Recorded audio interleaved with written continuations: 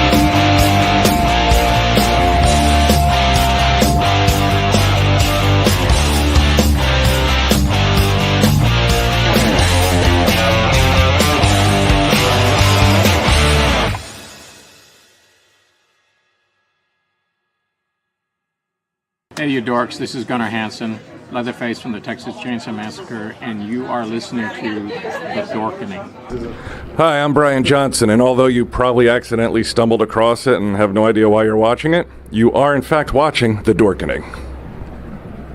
Hello, this is Tom Kenny, voice actor. The voice of the Ice King on Adventure Time. And SpongeBob SquarePants. Meow. Oh, Gary the Snail, too. Hey, guess what you're filling your eye holes and ear holes with? The Dorkening! Oh, I love the Dorkening. Very popular in Ooh. And Bikini Bottom. Hi, I'm Lou Ferrigno. You're watching The Dorkening. And you know what? You don't like me when I get angry, so don't get me angry. You better keep watching The Dorkening. Hey guys, this is Felissa Rose, and you're watching The Dorkening. Hey guys, it's Courtney Palm. We're shooting Death House, and you're watching The Dorkening. This is Anthony Michael Hall, and you're watching The Dorkening. Stay tuned, my friends are going to show you what entertainment's all about, baby. The Dorkening.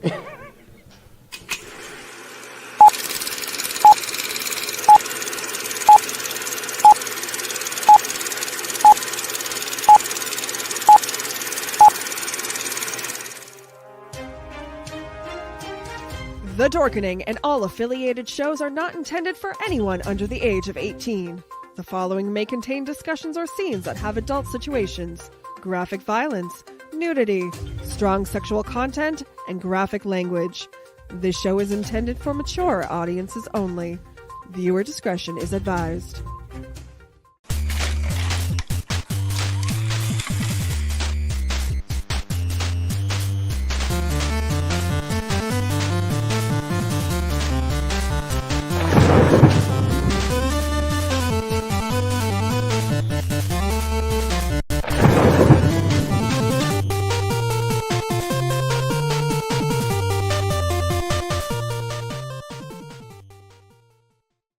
Rise and shine, my sinners.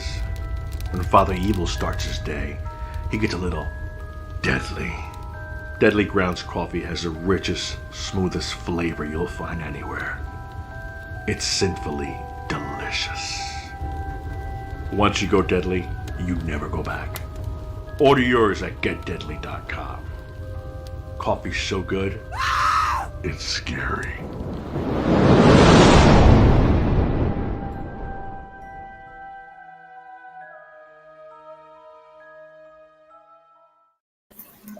Freaking hilarious. IW, I got you on video. Oh, no. Are you kidding me? Oh, yeah. Oh, no. So, Oh God, what was he doing? Oh God. Yeah, you'll see once I throw it together. So my name is Leo. I'm the monkey behind the keyboard here. We have a kick-ass show for you. A bunch of people watching. So if you have questions, please get them into comments. And we'll start off. Steven, how's it going? Good evening, everyone. RW. How you doing? Yo. Hey, everybody. Jeremy. I'm back again. Hey. Yes, like I just saw you. I know. Yeah. So our guest, we've had him on before. Absolutely love him. You may know him from one of my favorite films, The Principal. Also Fire with Fire, and something Back to the Future. Maybe we might get around to that one. But Mr. JJ Cohen. Yay!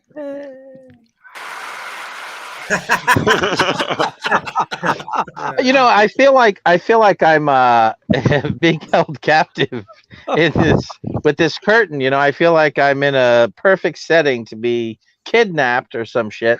Hey, how is everybody? You know what, Randy? Yeah. Quite a long intro indeed. Yeah. Quite a long. Oh, Wow. that's nothing. And look at that. And look at that. You had Lou come in at the end, which was pretty awesome as the Father Evil. And you had Anthony Michael Hall, who's he's he's and like, what the fuck is this guy doing? But no, these are all my buddies and Felissa, and you got all great people on there. Gunner, what a great show! What a great thing for them to do, to endorse you. Oh yeah, Felissa's such a sweetheart. Yeah, she's amazing. I've seen her already at one show. I think I'm going to be seeing her at like 4 other shows. She's everywhere. Oh yeah. You ever do any? I know he passed. You ever do any shows with Sid Haig? I actually did do a show with Sid Haig, and it was 10 years ago. Actually, I'll tell you exactly when it was. It was April 2011. It was at the Hollywood show in Burbank. I was sitting right across from him, and we didn't say 2 words to each other the whole time. I recognized him as a character actor, and I guess he recognized me as the same.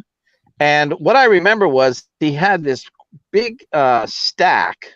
And to this day, I mentioned it to agents because I'm looking for one to put it on my table. He had this big rack. Let me see if I can get back far enough. He had this big rack that he puts on his table, and he could put literally like 50 photos. Because when you go to these cons, people spread them out on the table, and it just takes up the whole table. But he had this rack, and it was great. That's what I remember most about him.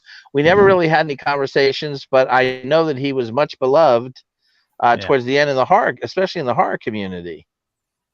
That was funny that you just said he was a character actor and he recognized me as the same.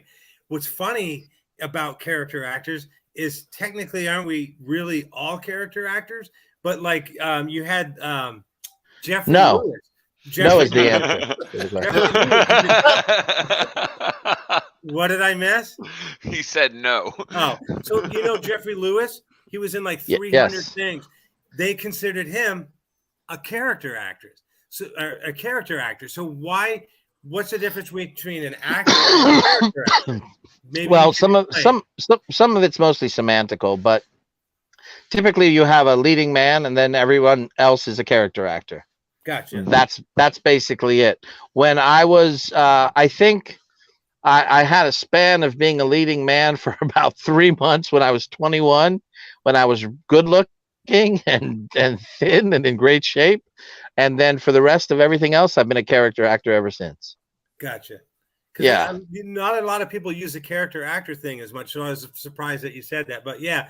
I mean, Sid played things like Sid played unusual roles, like Brando played unusual roles. He played Indians. He played people who were Hispanic. There was just a very, very wide range because of his look.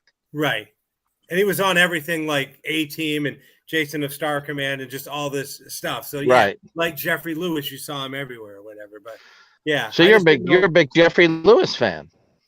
Well, I was born in '65, grew up in the '70s and '80s, and I was going to say I too was born in '65, but the reason why I mentioned you being a fan of Jeffrey Lewis is because I bet you would know this other actor who was also in the same, and it's a little bit of trivia that has to do with Back to the Future. So Michael J. Fox, for those that don't know, his real name is Andrew. Right. Michael Andrew Fox. So, okay, I can tell you're shaking your head. You probably know the answer. you're So gonna who say did the he go character after actor Michael J? Fox. The character What's actor that? Michael Fox. Are you going to talk about the character actor Michael Fox?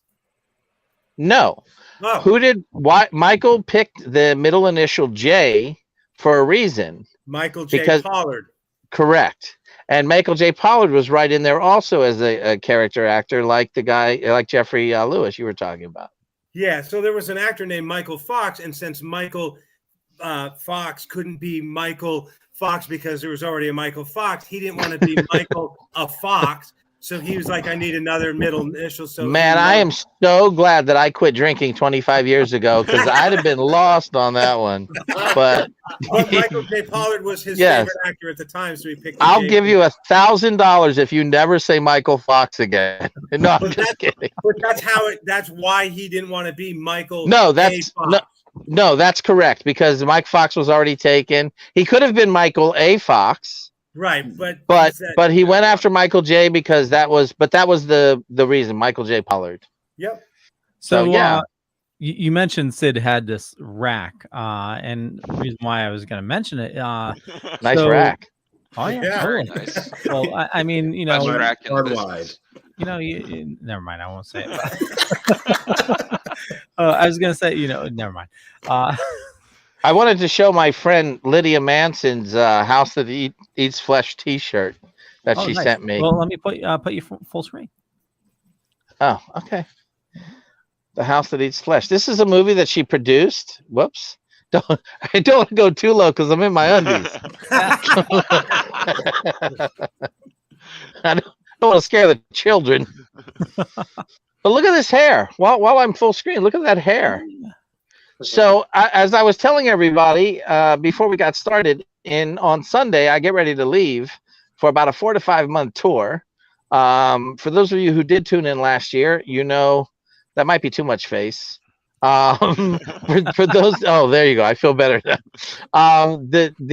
For those of you who tuned in last year, were any of you here last year? Any of the 5 of you besides Leo? I was. You were here. So do you remember us talking about any of this? The tour and stuff? Okay. Was it just as fascinating? Yeah, totally. All of it's fascinating. Stephen was going to go see you in Rhode Island, right? Yeah. Yes. What happened was it started in Rhode Island, and we did 19 stops in 25 days. And this year, we're going to do it at the end of it. It was like 3 weeks. I was so exhausted. Anyway, we're going to do that 4 times this year and see if we can kill myself. But no, we're going to do it 4 times. So we're looking at 76 shows in about 110 days. It's going to be comic book and toy stores all over the country. We had some things planned in the UK, but the schedule just got too crazy and there was nothing we could do over in the UK this year.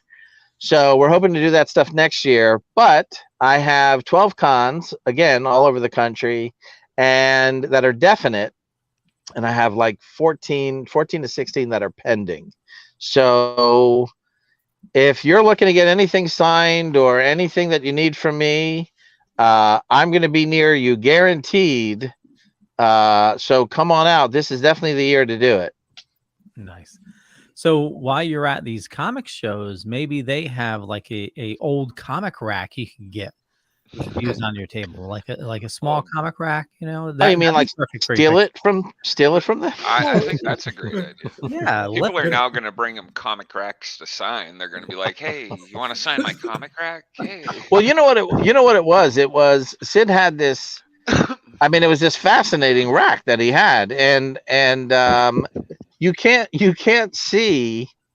Oh, I appreciate Jeremy laughing at that. Jeremy, you really would have loved last year. I was talking about my pink balls the entire time. Oh, by the way, wait a second. Speaking of my pink balls, I just happen to have one right here. Wait, where's the camera? There we go. Your balls Dork are thinks he's beautiful. gonna drown. Can we see it? There we go. And that's awesome. Let me tell you I've how never smooth. said I loved another man's balls before. How but, smooth. But this is the ball to love, the pink ball. And my pink balls, I'll tell you, they were a huge hit last year. For those of you who didn't get the chance to get one, they were the life of the party. You know, my pink balls preceded me. Let's just say that. I see a AC/DC, parody. I've got pink balls. Yeah. I've got the pinkest balls of them all. Yeah, My dog's getting jealous over here. He just lost his balls. I bet Weird Al will help. Oh, yeah. So you're heading back to Vegas shortly, right?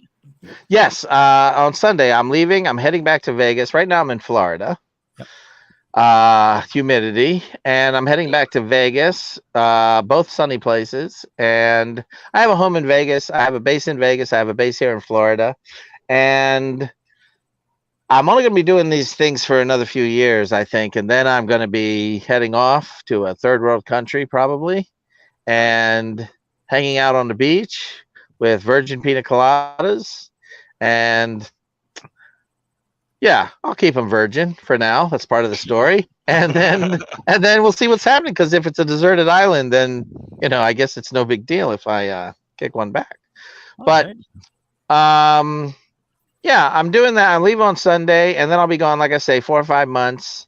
Then I'll come back for about 3 weeks, get a little break, and then I will go to do another, maybe 6 weeks, 7 weeks, and then that should be it for the year. So that's enough. That's good. Oh yeah. Get it all out all at once. We were talking before the show, Florida and Vegas, 2 places I'm no longer allowed anymore. Oh yes, and why is that? Well, my from my first wife, my mother-in-law is in Florida. Oh, and yeah, the whole state, huh? Is that a restraining order? No, well, not a restraining order, but if it wouldn't go. That's too a well. lot of mother-in-law. That is a lot of mother-in-law. She sits around the house. She sits around the house. I'm just not going to Florida anymore. Yeah, no, I know, because we left. I left Florida. Last thing was like a screaming match with her, and it was just God. yeah. Oh my God, she's. I can't even see you in that kind of a role, Leo. Oh, she absolute evil woman. Absolute evil woman. And then what happened? The other mother-in-law's in Vegas? No. I had she doesn't get the whole state of Nevada, just Vegas. She wasn't that bad. No, I was working in Vegas remotely, and the owner of the company, I don't think he likes me too well, but he was very well renowned in Vegas, and I swear he was paying me with gambling winnings. But like, he wouldn't pay me like on a set time. It'll be like every now and then he'll like pay me for an entire month, and it would be cash. Well, it'd be a direct deposit. It was just some reason they're Bellagio chips. I don't know. Yeah, that's yeah. You might not want to go back to either of those. No, I had that situation when I got sober. I'm sober 25 years. Oh, celebrated that in March, and I got popped in Maryland. The second time I got arrested in Maryland, and I was living in California. I was an actor at the time, and in California, you get popped with weed, and it's like slap on the wrist. Have a great time. Do you need a ride home? Should we give that kind of thing? But in Maryland, where I'm from, it's like it was a year mandatory. Whoa. And it was really serious. And people were like, well, if you don't go back to Maryland, then you won't have the problem. And I was like, I don't want to live like that. I want to be able to go wherever I want to go, So I was prepared to do a year if I had to. And luckily, I didn't have to. And that's good, because I found out, it was the second time I'd been to jail. I found out I'm not a very good prisoner. I'm just not good at that. I'm not good at the homeless thing either. I did that for about 5 months, and not now with this beard, but many, many years ago. Did I ever get into my story outside of being an actor with you at all? I don't think we talked about it too much. No. Because good. Well, let's get into it tonight. Because the reason why is tonight's about you. Whatever you want to talk about. So. I actually have something. Well, enough about me. What do you think of me? No, but I actually have something for your audience if they're interested. So I had an acting career for 20 years. In 2000, I lost everything in the stock market. I got down about as far as you could go. I was sober for about 1.5 years at that time. And so when I lost all that money, I could not, it was in the dotcom crash. I couldn't blame it on alcohol and drugs. And so I took it really hard and I reached that dark place. And it's not the first time I've been to that dark place.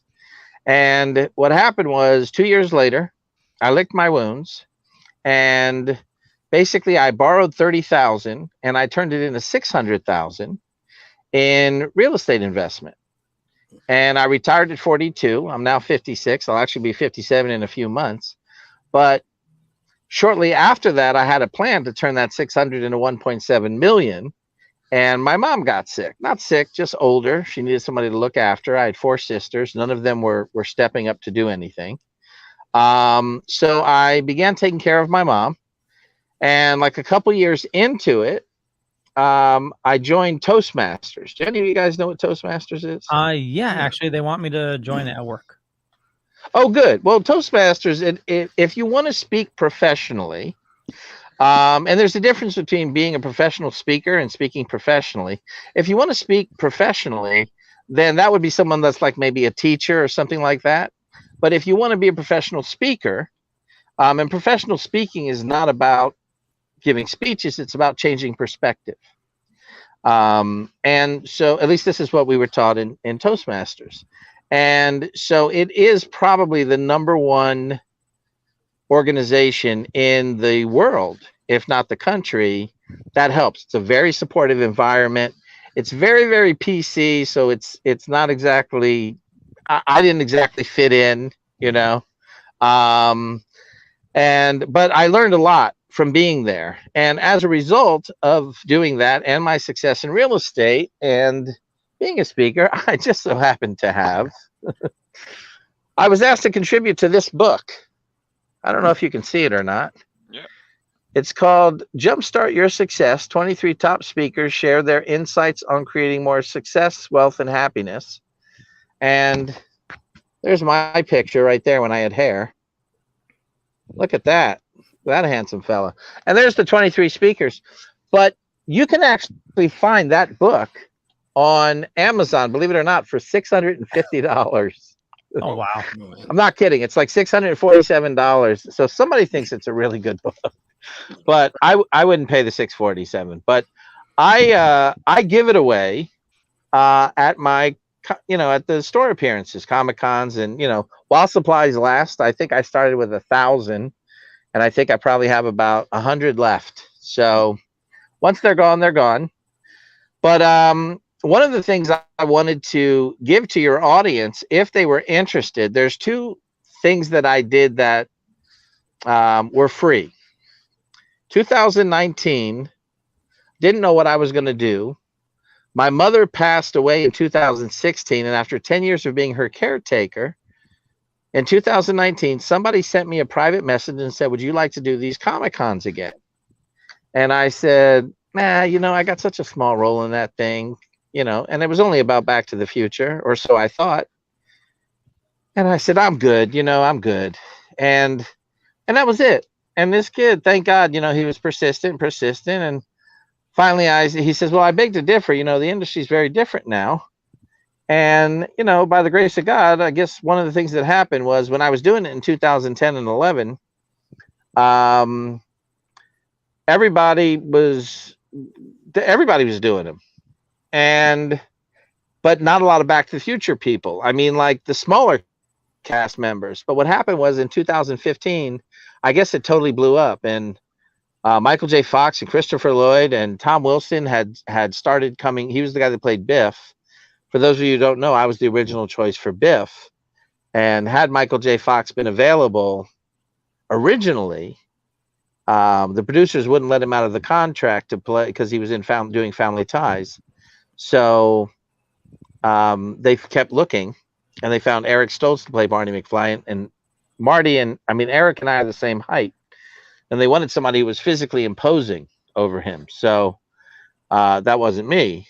And so they found Tom Wilson, and Bob Gale on the end of the DVD commentary on Back to the Future says, if Michael J. Fox would have been cast originally, JJ Cohen would have been Biff.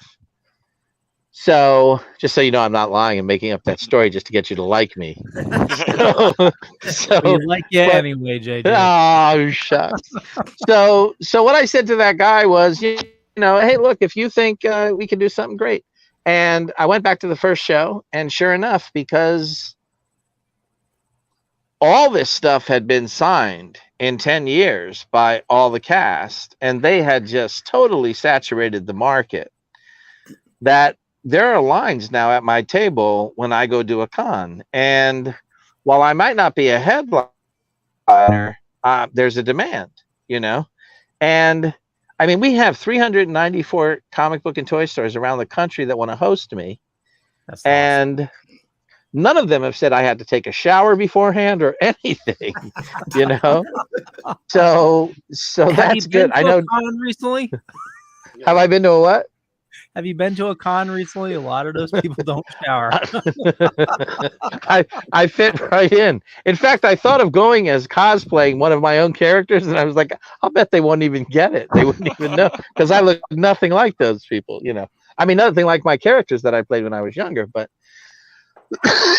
but one of the things that I did, where I was going with this, was in 2019, this kid asked me if I wanted to do it, and I thought, go ahead. And so we booked a couple of things. While that was happening, I went back to doing what I had wanted to do before going back to cons, which was to teach. And what I wanted to teach was wealth, financial principles and building wealth.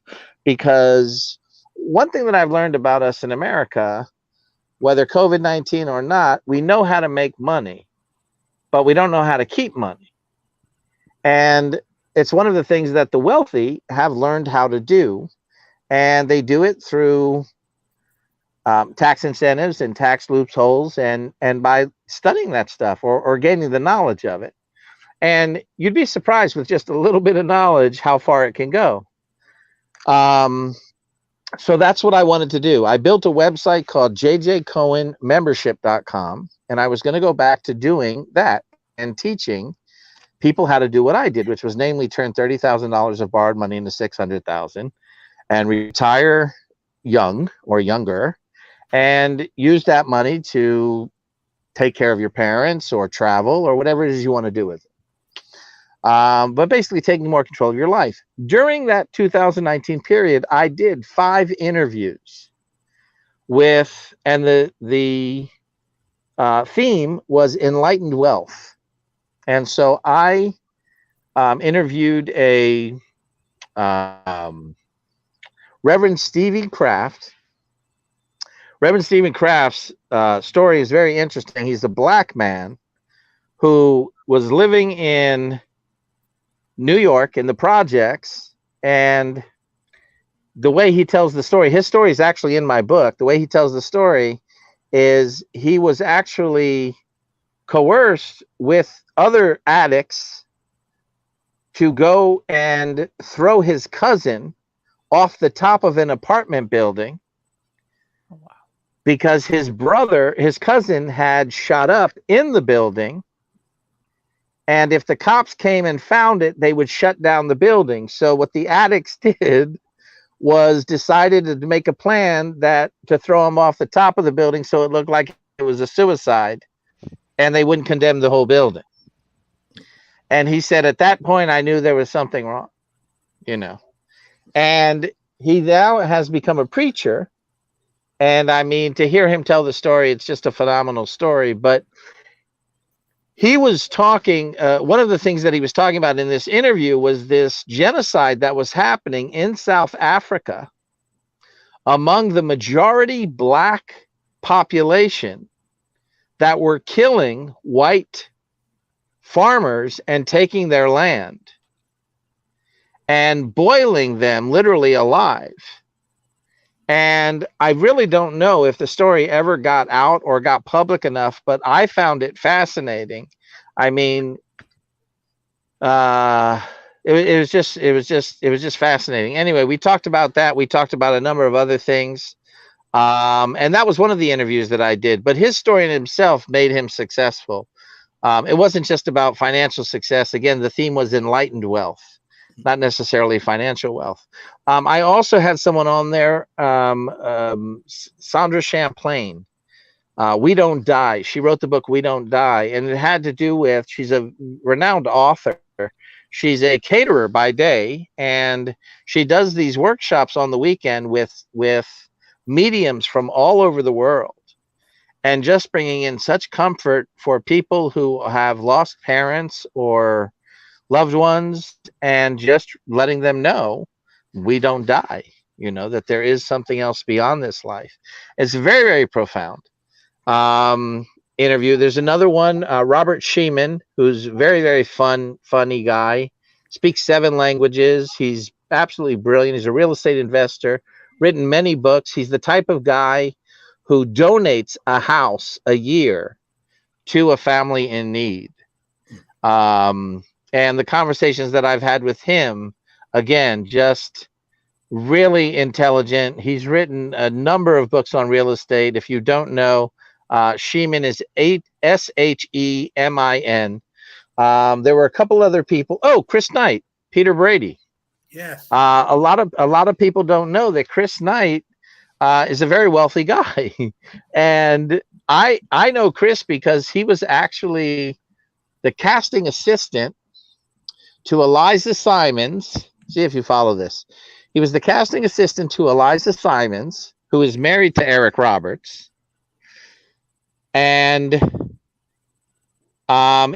was for a TV show called Home to Roost, starring Jack Klugman. I went back 8 times to play the son of Jack Klugman. It was a sitcom, and it was perfect. I thought, this is definitely the next step up. It was right after Fire with Fire, and I thought, oh my God, three camera show sitcom, pinch me, right? This is incredible. I'm this kid from Maryland, man. I don't know anything about this stuff, And it was so amazing. Anyway, I didn't get the part, so it's okay. But they paid me $2,500 a week to stay home, to not audition for anything else. And the reason why I tell you that is because the person who wound up getting the part, it was John Stamos. And everybody knows that John Stamos and Jack Klugman look exactly alike. So, I mean, Klugman's like a dog face, you know what I'm saying? And like, I would have been perfect for his son. Yeah. But anyway, John and I were friends at that time. He used to come into my parents' restaurant and stuff, so we'd always joke around about that.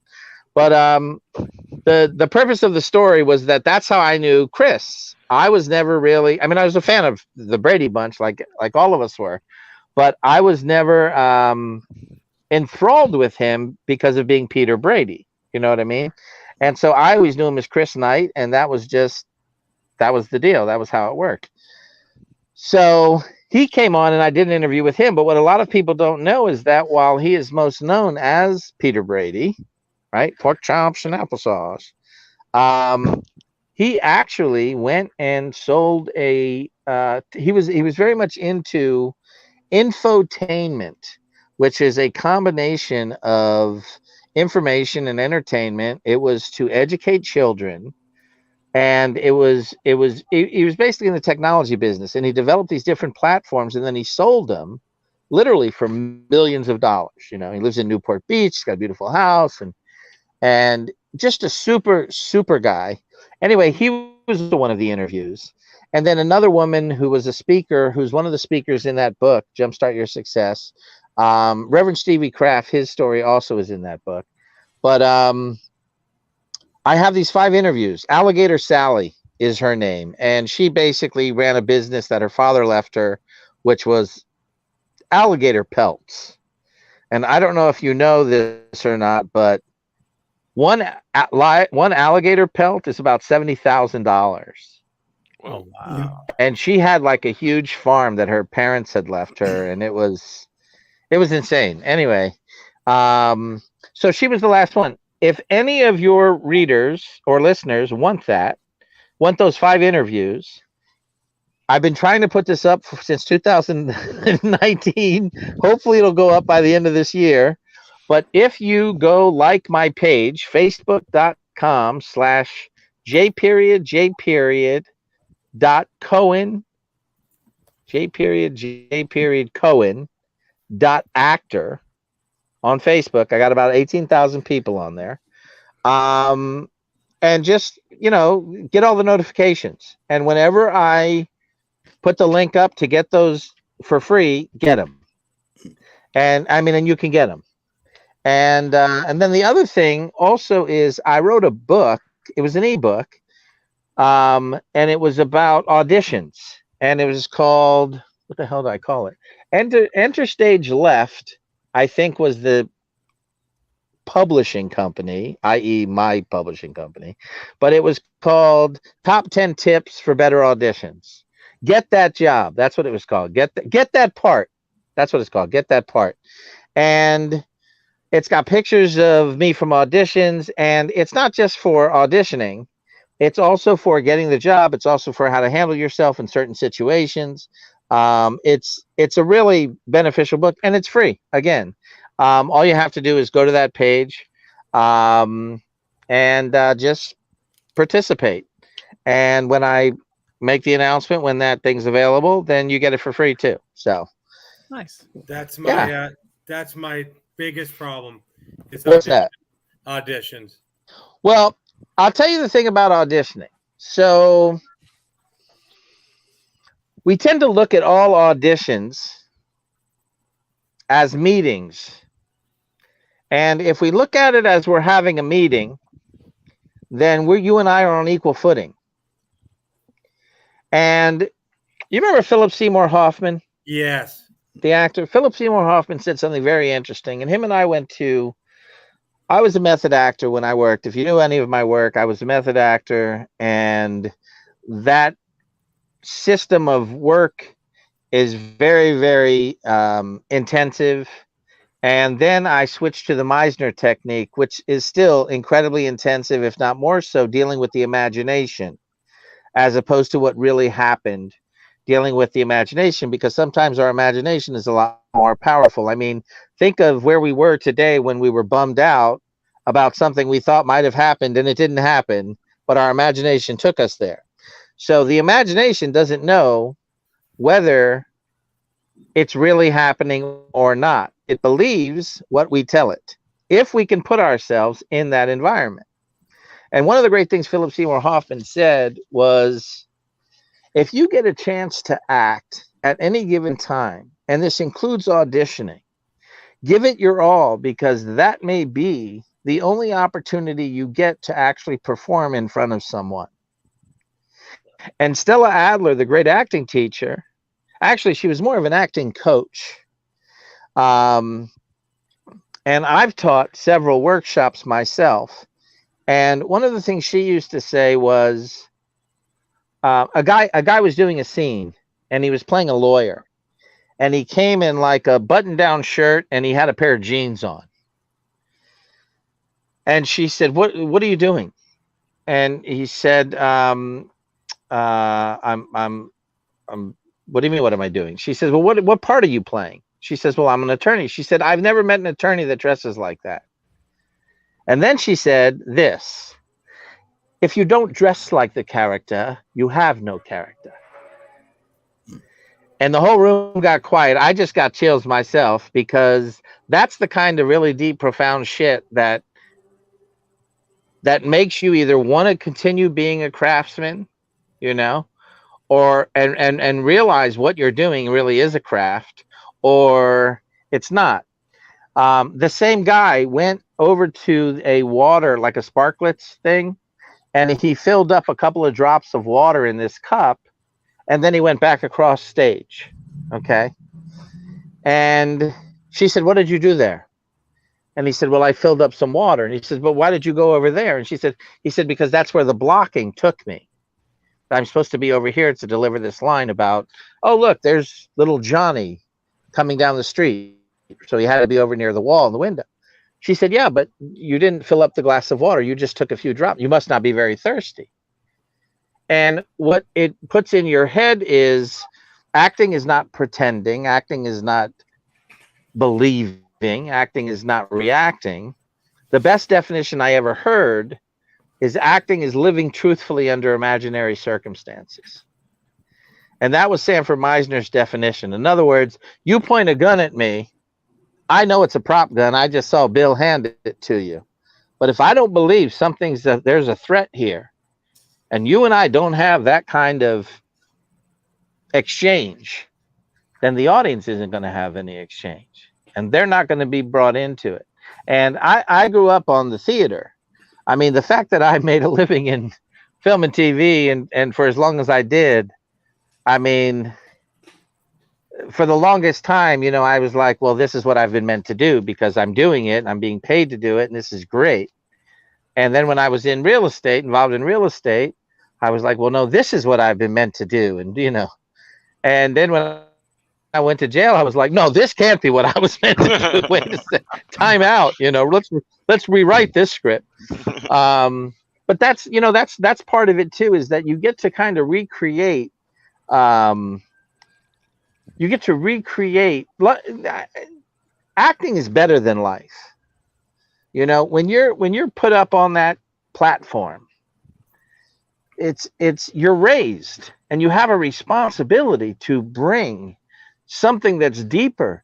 Standing in line at the bank is boring. Standing in line at the bank, getting ready to rob it, that's what people want to write about. Okay, so if there's any writers out there, any performers out there, you know, people say, well, what do I write about? Write about exciting things. Write about things that move you. I mean, all we can really, as any kind of art form, you know, you have a show called The Dorkening. You don't try to do a sports show, you know. Not that doesn't mean you don't know anything about sports or don't have a favorite team or whatever, but this is your thing. This is your niche, you know. And any artistry knows that all art comes from you. You know, the best art comes from you. And it's you know, I'm at a very exciting time in my life because I have enough money. I'm now collecting a pension, you know, and I live a good life. Most of the stuff that I have will probably be donated, you know, when I pass. I need to take better care of my health. It's one of the reasons why I'm going back to Vegas sooner, you know. I've definitely neglected that. And I'm paying the price for that, you know. But hopefully in a few months, it will, whatever's happening within me will reverse and get better. And Yo-Yo, don't start crying. Yeah, because you start crying, then I'll start crying. And then, no, I'm just kidding. I'm just kidding. But no, it's I don't think it's that serious. But we'll, you know, we'll see. I mean, right now, one of the things I've learned in the last few years is that I don't have children, so my legacy is the people that I can touch between now and the day that I die. And the way that I personally can touch the most people is to do cons and to do appearances, because that's the biggest audience. And I actually have a show in the works. It's a one-man show called the JJ Cohen Experience. Took me forever to think of that name. Everything. What I've learned about marketing is use your name and everything, and you'll be okay.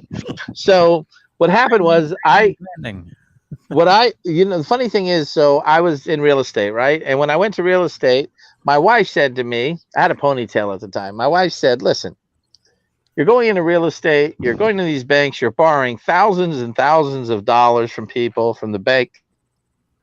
Why don't you get rid of the JJ? Why don't you get rid of the earring? Why don't you get rid of the ponytail and go back to Jeff? And it worked. In real estate, it worked. It was perfect. And then when that divorce happened and I went to go take care of my mom, I remember going back to AA meetings, right? And I remember being in an AA meeting where I had gotten sober and going, hi, my name's Jeff. I'm an alcoholic, and nobody like acknowledged. Hi, Jeff. That was it. And these were people that I knew for years. I was like, God, why are they? And then one day, I guess I wasn't paying attention. I went, "Hi, I'm JJ, grateful recovering alcoholic." And they went, "Oh my God, JJ, that's you." And at that point, when I Googled myself, sounds dirty, but when I Googled myself, there was no Jeff Cohen except the fat kid from Goonies, who's actually an attorney, the guy that does the truffle shuffle, right? Yeah. And so every now and then on Facebook, I'll have a conversation with somebody for about 20 minutes, and they'll be like, "Hey, listen, you're really a down to earth guy. You were great in the Goonies, and thanks so much." And I was like, "Well, wait a second, what?" And I would, right, and I would tell them, "Well, I'm not the fat kid from Goonies. I'm the fat kid from Back to the Future, and I'm not the Asian kid from Indiana Jones either, by the way." But that's the other thing. Take what you're doing seriously, but don't take yourself too seriously. You Go ahead. Bernie Kopel, right? Bernie Kopel. Bernie Kopel. Bernie Kopel. Yes. You're talking about the guy from the cruise ship, Love Boat. Yeah, so he was in Love Boat and Get Smart. So Right. Get Smart. He was the German. Yes, right? He was from Chaos. Exactly. Yes. Yes. So, and loving it. Yeah. Yes. So I had a conversation with him a few months back, and I said, you're very talented because now, you played characters within characters, and that's got to be, really hard to do or whatever. And I said, I think I mentioned to him that auditions were tricky and whatever. And he said almost the same thing as you. And I don't remember how he exactly worded it, but he said acting is taking your lines and investing as if you're living your life and this is actually happening in the moment. So it's not like, and I guess my problem with auditions is they give you a side when you walk through the door and they go, "Here, read this." And you don't know anything about it.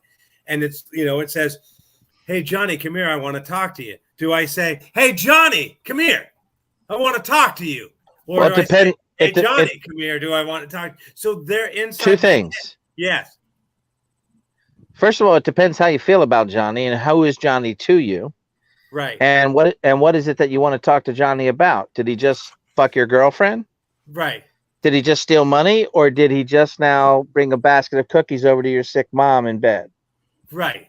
So, but sometimes it doesn't give you what that is. So that's where I always have the problem. And I'm always like, what is this person looking for? So I already go in to the audition going, I'm not going to get this part because I don't know what they want or whatever. So, well, don't worry about, I think part of it is, the reality is they don't know what they want either. Right. The bottom line is,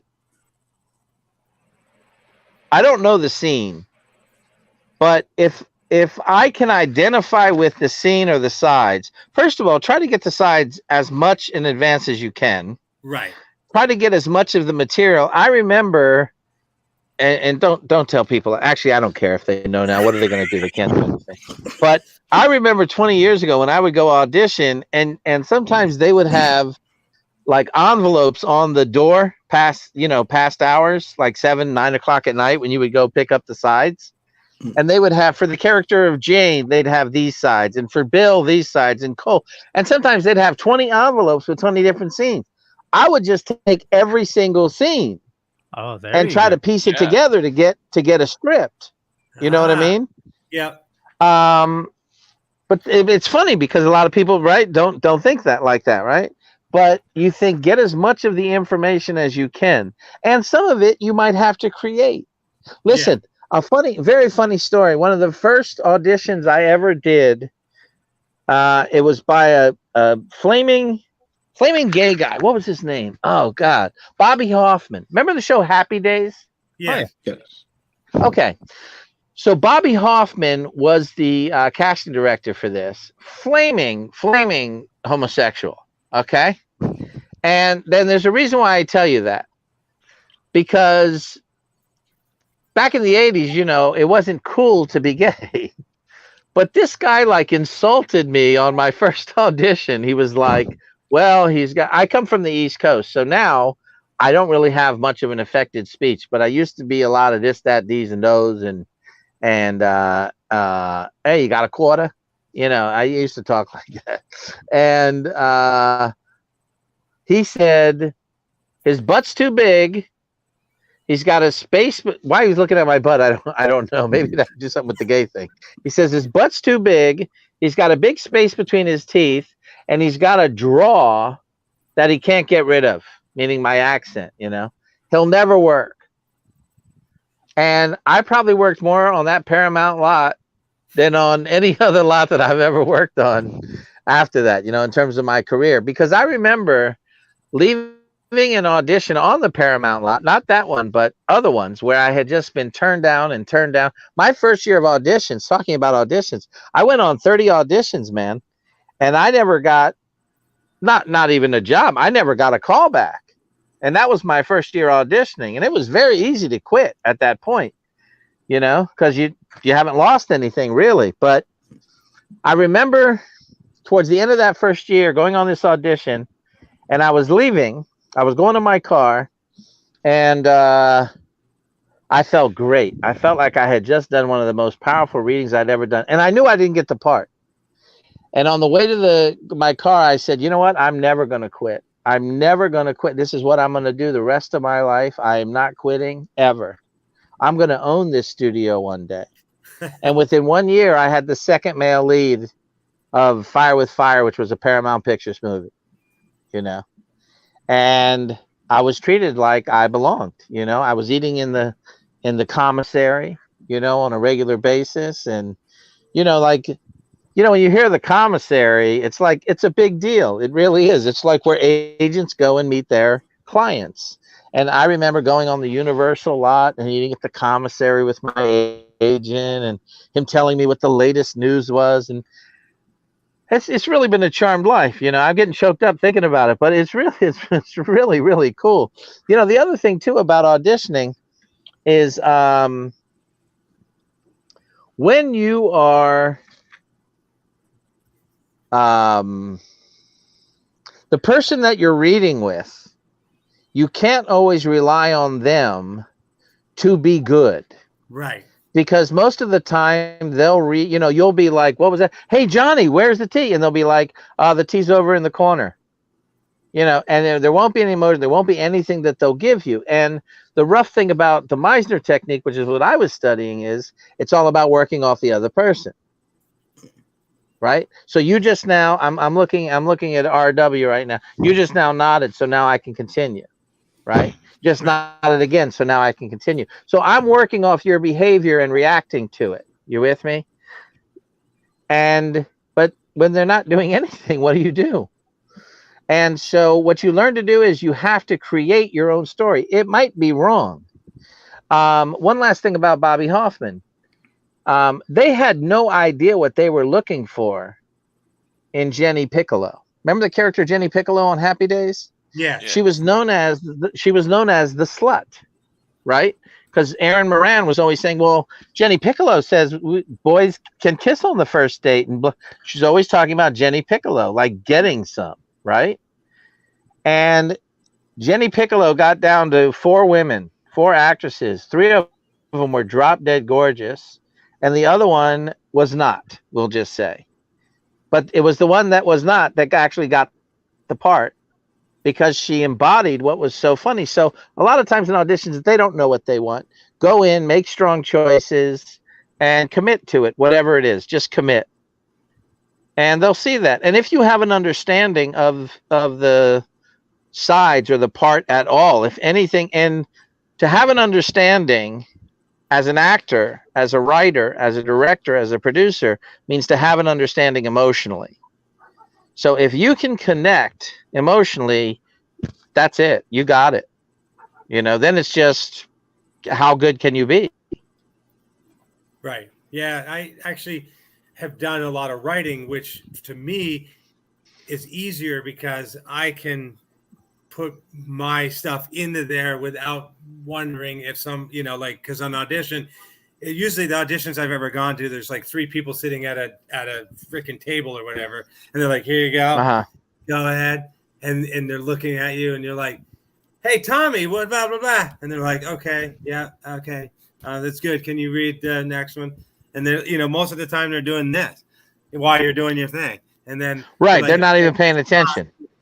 Yeah. And so so there are certain things you can do, like tricks of the trade, to get their attention. But you have to risk offending. Yeah. And unless you're willing to risk offending, and many actors are not, they're afraid, because if I piss you off, you may never call me back again, or you may not like me. And let's face it, as actors, as artists in general, we're incredibly insecure people. We want to be liked. I mean, as much as you have this radio show, if nobody tunes in and nobody else comes, then it's just me and nobody will like it. And well, shit, what's the point of even doing it, you know? Yes. But what it gets down to also is there's a psychology too when you audition. Check this out. I was auditioning for a TV show, and I don't remember the name of the TV show, but I knew I nailed this audition. I mean, I nailed it. And they called me back, and I knew I had this part. And the guy in the room, other actor who was auditioning, he also was auditioning for it. He also knew I had that part. Because and there's no other word really for him, but what this motherfucker did to me for the next 20 minutes while I was in the waiting room, he was right there, man. I mean, like right here on my side. I got up, he got up. I went to get water, he got water, stood right behind me. I leaned up against the wall, he leaned up against the wall. This guy got in my head so bad, and I let him. He got the fucking part. And 2 weeks later, when I saw him on another audition, he apologized to me.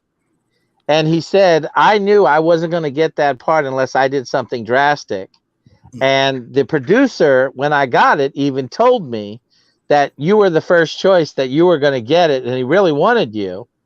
And I'll tell you how bad he wanted you. He made me do everything that you did in the audition when I did the part. And that's just part of the insanity. So it's competition, man. I mean, remember, there's one role. People, now I play a lot of, I'm in Vegas, so I play a lot of tournament poker. That's what I do. And I'm a very competitive guy. I want to win at whatever I do. I'm an okay loser, but I really want to win, and I try to handle losing with a certain professionalism or class. But I really want to win. And when people say, where did you get so competitive? Well, I played ball when I was a kid, but aside from that, there's only one role, man.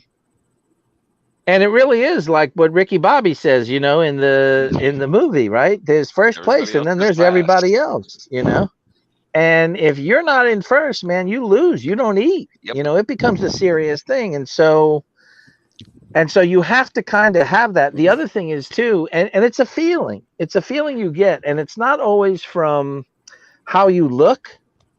Sometimes it's just how you feel. I'm big into meditation now. If you don't meditate, because sometimes, a lot of times, we get too much in here, and we're just not turning it over enough to powers greater than ourselves, or God, or the universe, or whatever you believe. And it's there's so much stuff that's outside of our control. I look back at my life and I think there's very little that I really did. I mean, I didn't move to California. My parents moved to California. If my parents hadn't moved to California, they wouldn't have opened up a restaurant. If they didn't open up a restaurant, that agent wouldn't have come into the restaurant after I'd already had a few agents, looked at my picture on the wall, and my mom, who was my greatest agent of all, said, "Oh, he really is good. You really should give him a chance." This agent called me in, and she wasn't doing anything but being a mom, you know, and then all of a sudden I hit with this guy, you know, this one guy, Joe Rice, and this guy Joe Rice happens to be Robert Englund's agent. Oh, cool. Freddy Kruger. And so we did an episode of V together, Robert Englund and I was hoping you're going to bring that up. One of my favorite shows ever. Did you ever see the episode, The Wildcats? I've seen them all. Yeah. I watched when V first came on, like the mini Yeah. series. I was like, oh my god! Then there was V the Final Battle, and then there was V the series. I Right. have them all on DVD. Yeah, I saw them all. Well, this episode, you know, the funny thing is I was so critical of everything back then, you know, because I wanted to be good, you know. And now I look back at some of this stuff and I watch it and I go, God, you really were pretty good in that, you know. You're okay, you know. But when I saw it at the time, I was like, oh God, that was terrible. Why'd you do that? Why didn't you do this? Why, you know? And it's a whole new appreciation now, you know. And you know, from a spiritual side of it too, Robert Sheeman, the guy who I was talking about before, who that I had interviewed in one of the real estate interviews, the Enlightened Wealth. He's very, very big into spirituality, and he once asked the Dalai Lama, Reb Chaim, who's a very, very prolific and revered rabbi in New York, and Master Chen, who is a Buddhist monk. Also, he said, if I could take any message back to people, what would you have me take back to them? And they all said the exact same thing. And he said, I just wish people wouldn't be so hard on themselves. And, you know, as a recovering alcoholic, 25 years, the drink may be gone, but I'm still going to be the guy that's going to be hardest on me, you know. And that's why I meditate, you know, because I need to remember I'm not in charge. You know, the sun came out this morning and JJ had nothing to do with it. You know what I mean? There's something bigger. There's something. And when I go and do these cons and I see some of these celebrities and they're just so full of themselves and they're just so, I mean, it's just, I'll tell you what I did. I don't do it anymore. I went to a show and I won't mention the guy's name. But it was a show in London, and he was the headliner. And he had a girlfriend that later became his wife, and she took his name. And anyway, he went out, and I guess he was doing blow and drinking the night before. And I didn't have a lot of people at my table. You know, we were in the UK, and the guy next to me that I was with, you know, from the same movie, he didn't have a lot of people at his table, but this guy had like a huge line, like all the way going out the building. And this guy had his like head on the desk and his hand up, you know, like this kind of thing, like so people could just shake it. And he wasn't even acknowledging him. And this was a guy that I rode into the show with on a van from the airport, right? So I didn't really know him other than then, oh, this is Mike. Hi, Mike. His name is Mike. I won't, that's all I'll tell you. His name is Mike. Mike at the UK Comic-Con. His name really is Mike. And I went over to the table and I slapped the table really hard. And I was like, get your fucking head off the table, man. And I did it in like a hushed voice, but I was really pissed off. And luckily there was no security around.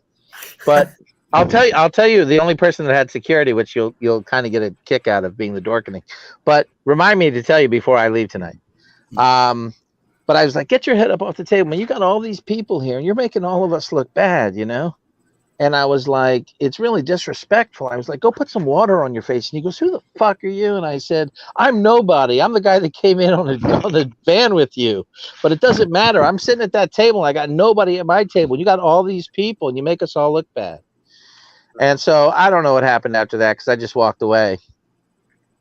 But it just pissed me off, you know, that he had such disrespect. And now I see people do that, and I don't react one way or another. I just kind of keep to myself and do what I'm supposed to do. because I think, as corny as it is, stick with the lovers and get away from the haters. I don't have a. If you were Stephen, you might remember this, and Leo, you remember this from last year. I don't have a personal page on Facebook because when I came back to doing these shows in 2019, I found out I had a lot of lovers and a lot of fans, but I also have a lot of haters.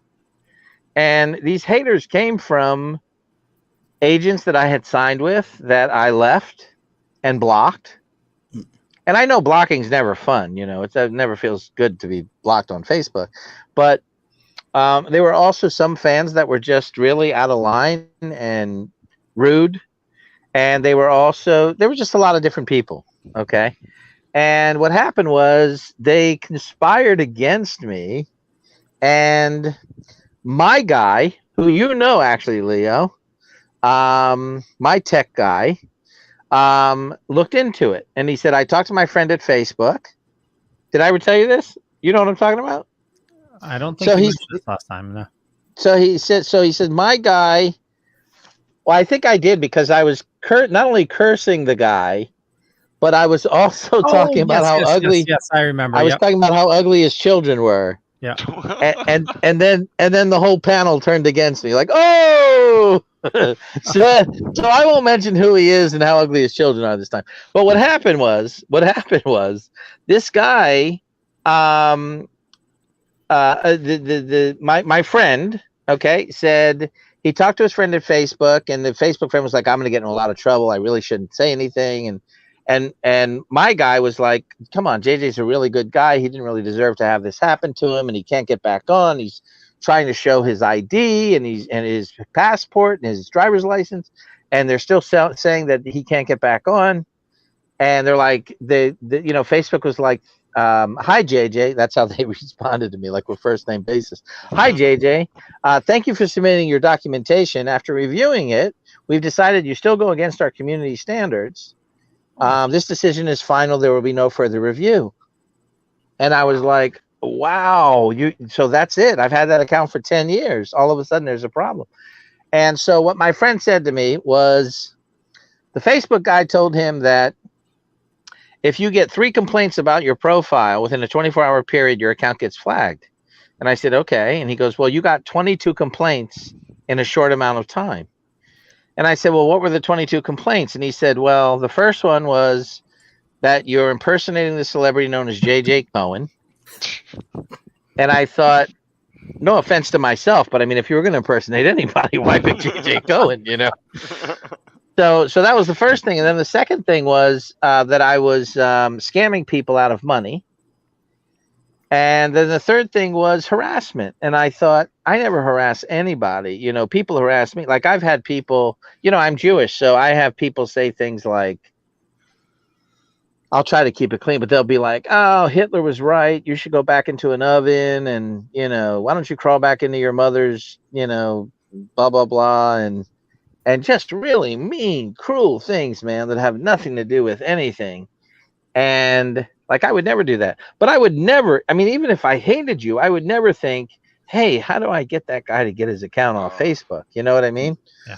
So this is what the guy said. So he said there were 22 complaints. Those were the top 3. He goes, but wait, it gets better. And I said, what? And he goes, they were all based in the UK. Oh, great. And I was like, oh, I know who it is. And it was this agent that was behind this, that tried to sabotage several private signings that I had done. And luckily, somehow I'm still able to, converse with people through the fan page. So, and I'm also on Instagram at JJ Cohen. If anybody's interested in hanging out over there. And, but that was it. But it was kind of devastating when it happened. And so when I pulled all my team together and we were all like, well, shoot, how are we going to sell things now? Because literally 100% of the stuff we sold was done through private messaging. Like, I would post something on my page and I'd say, if you want more information on these t-shirts, send me a private message. Oh, how much are they? They're this much. Oh, PayPal. Here's my email address, etc. And that was it, And all of a sudden that was all gone. And so going back to that whole thing of, okay, so how do we restart? You were broke, you were in jail, you were homeless, and you brought it back. How do we bring it back? And I'm like, I don't know how we bring it back. Maybe we just keep moving forward. And so we plan a tour of 19 places in 25 days and say, ha ha, you can't stop us. We're still going, and that's it, man. And now it's 4 times that this year, and I'd always like to think that my message is a message of hope, that the end result is one of hope and being hopeful. Because I know that, my life has been such extremes and on so many levels, and I know not a lot of people have to live on those extremes. A lot of it's because I'm in the public eye. I've been in the public eye since I was 19, and so some of it I kind of just accept. But remember, when I was working as an actor, we didn't have the internet. We didn't have any of that. I remember when I first came back in 2010, there was a guy that wrote an article called "It's All About Biff." And he was talking about how Biff was such an important character to Back to the Future, which I agree, Biff is. And I don't believe it's as important as George McFly, but it's an important character. But this guy was going on and on and on. And he goes, and Tom Wilson was so great playing him. Nobody could have played him better, especially not JJ Cohen. And he named me, and obviously he knew that I was the original choice. And I just thought, what an asshole, what a mean guy, you know what I mean? And it was totally uncalled for. He was some guy, I can't remember his name, Bill Gronkus. No, I'm just kidding. I don't remember what his name was. But I remember trying to find him. And I remember him being in Florida, and what I could find out was that he lived with his mom. And at the time, I was living with my mom because she was sick. And I don't know what his story was. I'm pretty sure it wasn't because she was sick, but all of a sudden I just had to have compassion for the guy and, find a different way. Because I was either going to love him or hate him. And if I hate him, then I'm the one that gets sick. You know what I mean? Yeah. What's that? I was just going to say, you definitely have a lot of amazing stories to share with us. I see what you did there. By the way, I was in 2 episodes of that. I was in the hour-long one with Kevin Costner, directed by Spielberg. Yeah. I can call him Spielberg. Don't you call him Spielberg? Okay, I'm sorry. But no, but you can call him whatever you want. And Kiefer was in that. It was cool. The other one was this is how interesting this is. So I was in a movie called 976 Evil, starring Stephen Jeffries, and Robert Englund directed it, Freddy Kruger. I got that part because we were with the same agent, and I went in and I told Bob what I wanted to do with the character. He liked the idea, and he said, okay, you got it. Great. That's that. Cut to, I do this episode of Miscalculation. It is directed, it was with John Cryer and Joanne Willette. It was directed by Tom Holland, who directed Stephen Jeffries in Fright Night. And kind of full circle. And it's weird because I don't know if this is interesting or if this sounds conceited or what, but you know that 50 Shades of, or 6 Degrees of Kevin Bacon? Yeah. You can actually play 6 Degrees of JJ Cohen. Wow. That's how cool a career that I've had. And I didn't even know it was that cool until there were 2 pivotal moments when I realized that some stuff that I had done were cool. And that was in 2000 when somebody said, do you know that I Googled you last night? And again, I said to her, that sounds dirty. And then I realized what she was saying, that I could be Googleable. And I thought that was kind of cool. And then the other thing was that you could really do this 6 Degrees of JJ Cohen thing because of cast and crew. I also worked 3.5 years behind the camera too. during this 20-year acting career. So it's been awesome. It's been an awesome life. It's what is this going on? What are we like 4 hours now? Hour and 15. Oh my God, that's it. The mission is the one about the airplane that is going to crash, and he draws the wheel. That's right. What was the other one? Do you remember what the other one was? Yeah, the other one was Miscalculation with John Cryer. Yeah. So that one was only a half hour. Yep. And that was season 2. I only unfortunately have season 1 on DVD, but I did. Oh, what the hell, RW? I know. Oh, Jesus. Amazon's open 24/7. You were saying earlier that you were homeless for 5 months. Don't forget to pick up that $647 book while you're at it. Yeah. By the way, you had said earlier that you were homeless for 5 months. I was homeless through the winter in Vermont for 5 months, so that was fun. So most of my stuff is in a storage unit an hour and a half from where I am right now, and I only have a few things. So I managed to have this, but I don't have my V stuff here.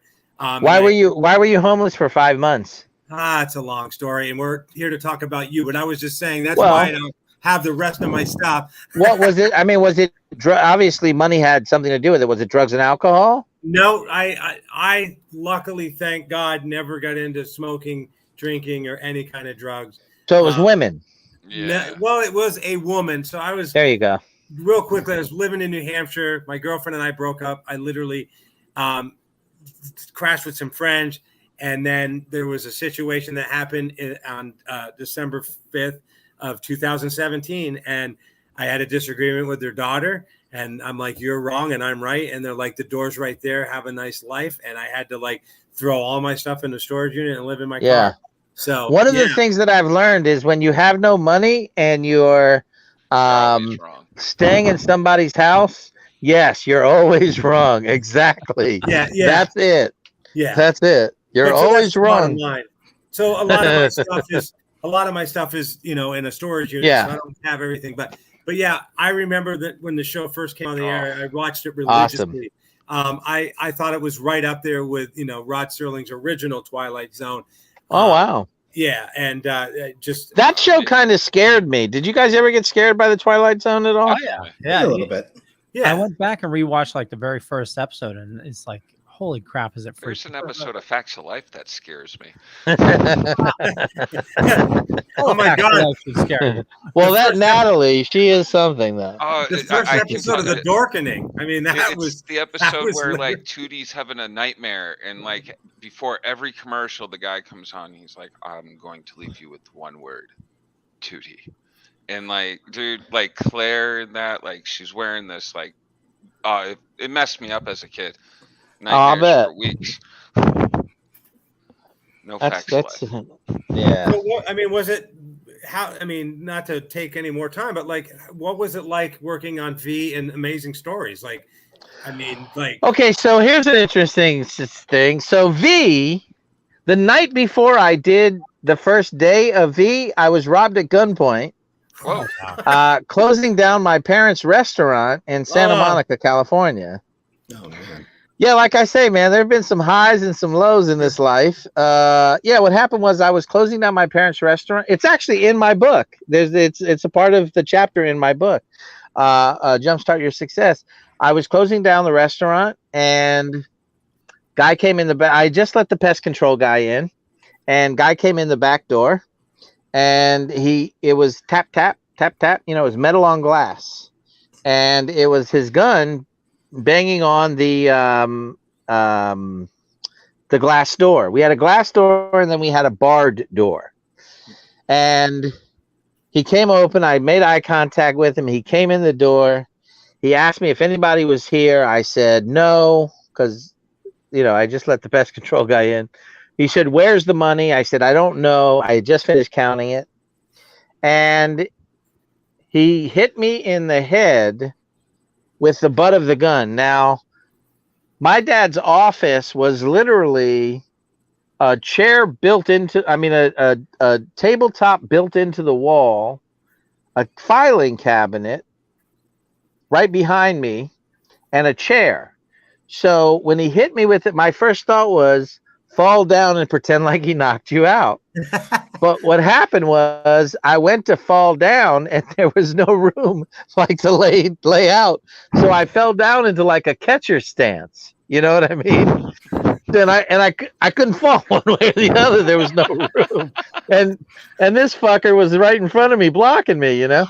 So what happened was I put my hand up to my head and I looked at my hand and I saw blood and I got pissed off.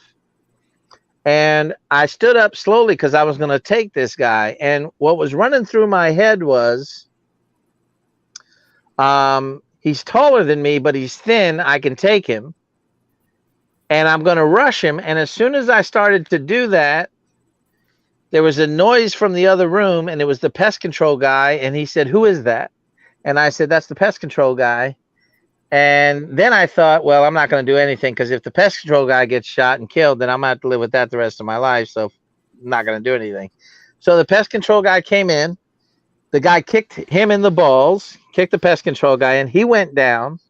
And then he said, had us both proceed to take all our clothes off, buck naked on the floor, tied our hands behind our back with our shoelaces, and proceeded to rob the place. And when I looked back at him, he said, "Where's the money?" I said, "It's in the drawer, blah, blah, blah." And I looked over at him and he kicked me in the face and he said, "Don't look at me." I turned back around and he got the money and he left. And he said, "Count to 25 before you get up." We counted to 25 and that was it, man. And that night was the night that I was no longer an innocent kid.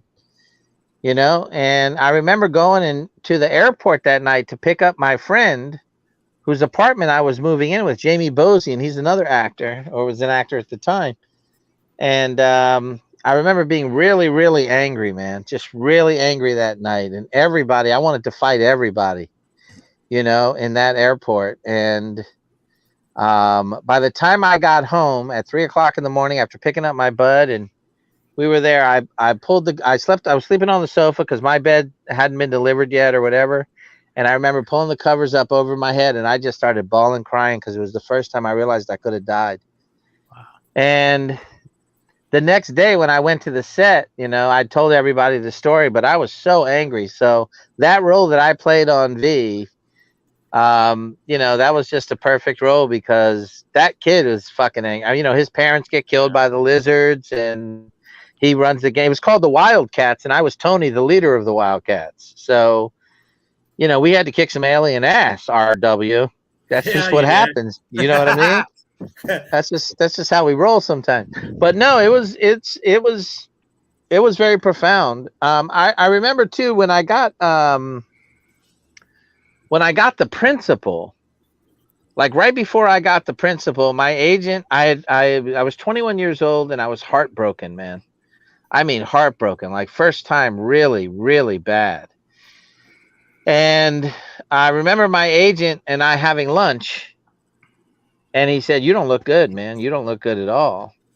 And I said, "I'm not, man. I'm not, you know, I'm just not." And he goes, "I think I have the perfect part for you." And it was the role of White Zach in The Principal. And I went in and I read it and I thought, and when I was in this restaurant with him, telling him about how bad I felt, there was this Mexican busboy and he had a hairnet. And you know, when you wear a hairnet and you see the little black dot, like right there in the middle. Yeah. Yeah. So that's what I did. Cause I had long hair at the time. So I wore this hairnet and it was the rape scene. The audition scene was the rape scene. Talk about auditioning and finding ways to show the emotion when you can't rape the casting director. What do you do, right? So what I did was I went in the room and you know, we talked, we're going to do the scene and they wanted to talk. And I said, "Can we wait till after the scene and I'll talk to you then?"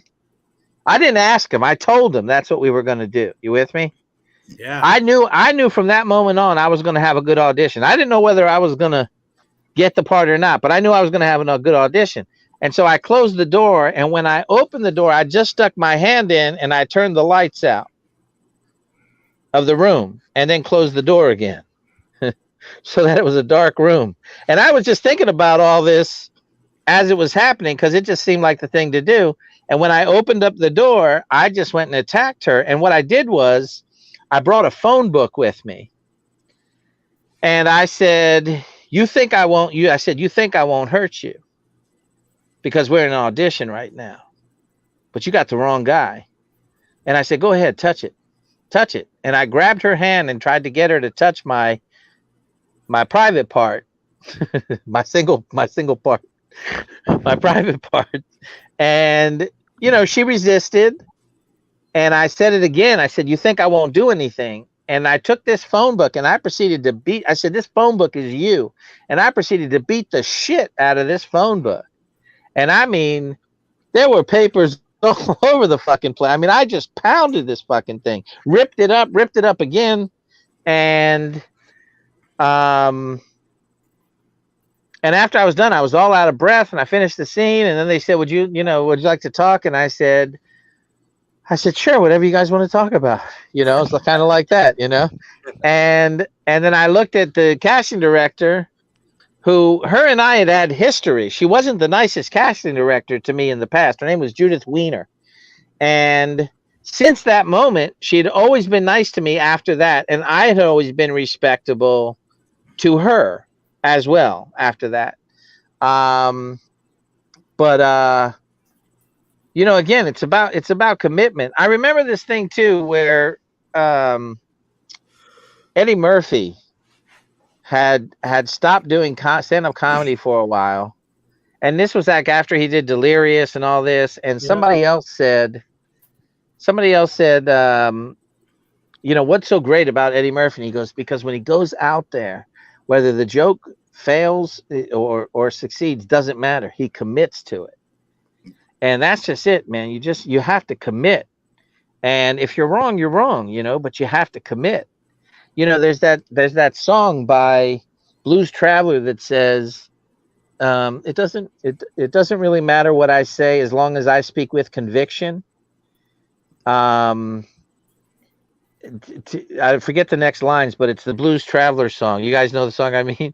And it's a powerful words, because sometimes that's true. And like Barack Obama, like him or hate him politically, whatever, he was just a phenomenal speaker. I mean, and I was into speaking, and presentation, and he was just a phenomenal speaker, And one of the things they used to say about me in Toastmasters was, man, you are the master of the pause.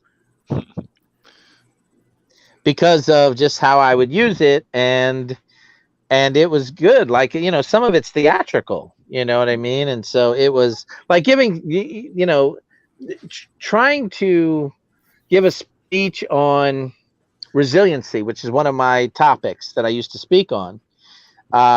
You fall down, you get back up again. You fall down, you get back up again, right? It was a topic that was so perfect, and you could relate it to anything. You know what I mean? Like in love relationships, and familial relationships, in anything, we're constantly, and you look at the people who are like the oldest people in the world, like when you see an elderly person, and when I see an elderly person now, like who's 80, they got to be older than 80. When I see a person that's like 80 plus, I think, God, this person has dealt with so much, just things you and I probably joke about, so much negativity and overcame it. So much bad breath in their face and overcame it. So many bad smells. I have like a gag reflex, you know what I'm saying? So like I could never change a baby's diaper. It would be very difficult for me to change a baby's diaper, for example. Okay. So it's like, I mean, I would do it if it was my own baby and I really had to, you know what I mean? Like if my wife was that selfish. No, I'm just kidding. No, but I would do it if I really had to, but it's, but anyway, I just think of all the struggle that this person has overcome, to be able to live that long in this world. I mean, just in the last 3 years of dealing with like certain promoters and celebrities and, like some first year show owners in like small communities have just been so rude. And then like you expect it from the bigger shows. So not that they get a pass because, kindness rocks in my opinion, but, and you just go, wow, where does that come from? And the best thinking that I can come up with is just don't you do it, JJ. Just don't you do it, And just because you respect someone doesn't mean they're going to respect you back. And just because you're kind doesn't mean, but you do you. You do what you have to do, to stay on your path. And that's it, because there's a lot of distraction and there's a lot of people out there for whatever reason, whether they don't like, I had a sister who was gay, and I had a niece who is now my nephew. You know what I mean? And being Jewish and just, I have lots of friends, black, white, gay, old, young, whatever. There's going to be a million reasons why people just won't like us, and the human condition states that we want to not necessarily be liked, but we want to matter to someone, and we want to contribute. And as long as we're contributing and we matter, then we have a purpose to get up in the morning. And so I hope that all of you find that. And all the listeners and the people that tuned in, thank you for listening to me. And I hope you all find that. And if you come to any of the shows, give you a hug or punch you in the face, whatever you choose. No, give you a hug. I said, look, Jeremy's thinking about it. Jeremy's options. Jeremy's gonna get a shirt. Options are good. Punched in the face by JJ Cohen. Options are good. I came to this con and all I got was punched in the face. and then I won $2 million in a lawsuit. I'm also with lawsuits. I got hit by a car last week. Oh my God! Let's not do that. Okay, no problem. No, but I really love when people come and visit, and so I hope you guys will come out. If I'm in your area. And how many cons in New England? I'm sure you're probably doing. I got one in Rhode Island. Yep. It's actually the movie. It's a screening of the movie Back to the Future at the Misquamicut Beach, July 21st to the 23rd in Westerly, Rhode Island. And then I know I'm going to be at what was the show that I mentioned earlier tonight? Wicked Killer Horror Fest. Yep. On October 5th through the 7th. And that's going to be in Manchester, New Hampshire. Nice. I got something in Ohio, but that's not New England, right? No. Okay. What about outside? I tried to get into Terrificon several times, and I guess that's probably never gonna happen. I don't want to get you at Super Mega Fest, and maybe Leo has some contact there. Oh, in Framingham, yes. Yes. Well, they moved it. They moved it. They've moved it somewhere else again. So it's September this year. Oh well, which? Well, you know what, Leo? Let me know, because my September, there's actually 5 weekends in September, and there's 4 weekends in September, 5 weekends if you count the 30th as a Friday, and I'm booked on 3 of them right now. No, I don't remember. Is it the 20 something or other? But yeah, they just moved it to another place. Yeah. It's from the castle. Yeah, they moved it out of the castle. Is it the 25th, 26th? If that's what it's saying. That's the only one that's the 20th in the 20s. But I'll be in Mobile, Alabama that week with you know who Robert Mucus is? Super Mega Fest is September 30th through October 2nd. There you go. Oh, I'm available. Yeah, so we got to get you there. Get me there. Call them. Yeah. Well, listen, if all 5 of you send a private message to that show and say, hey, why don't you bring JJ Cohen in this year? Bingo! There you go. We can make it happen. So they started out in Framingham, then they moved to Marlborough, and everybody complained, so they moved them back to Framingham, and now they've moved them somewhere else.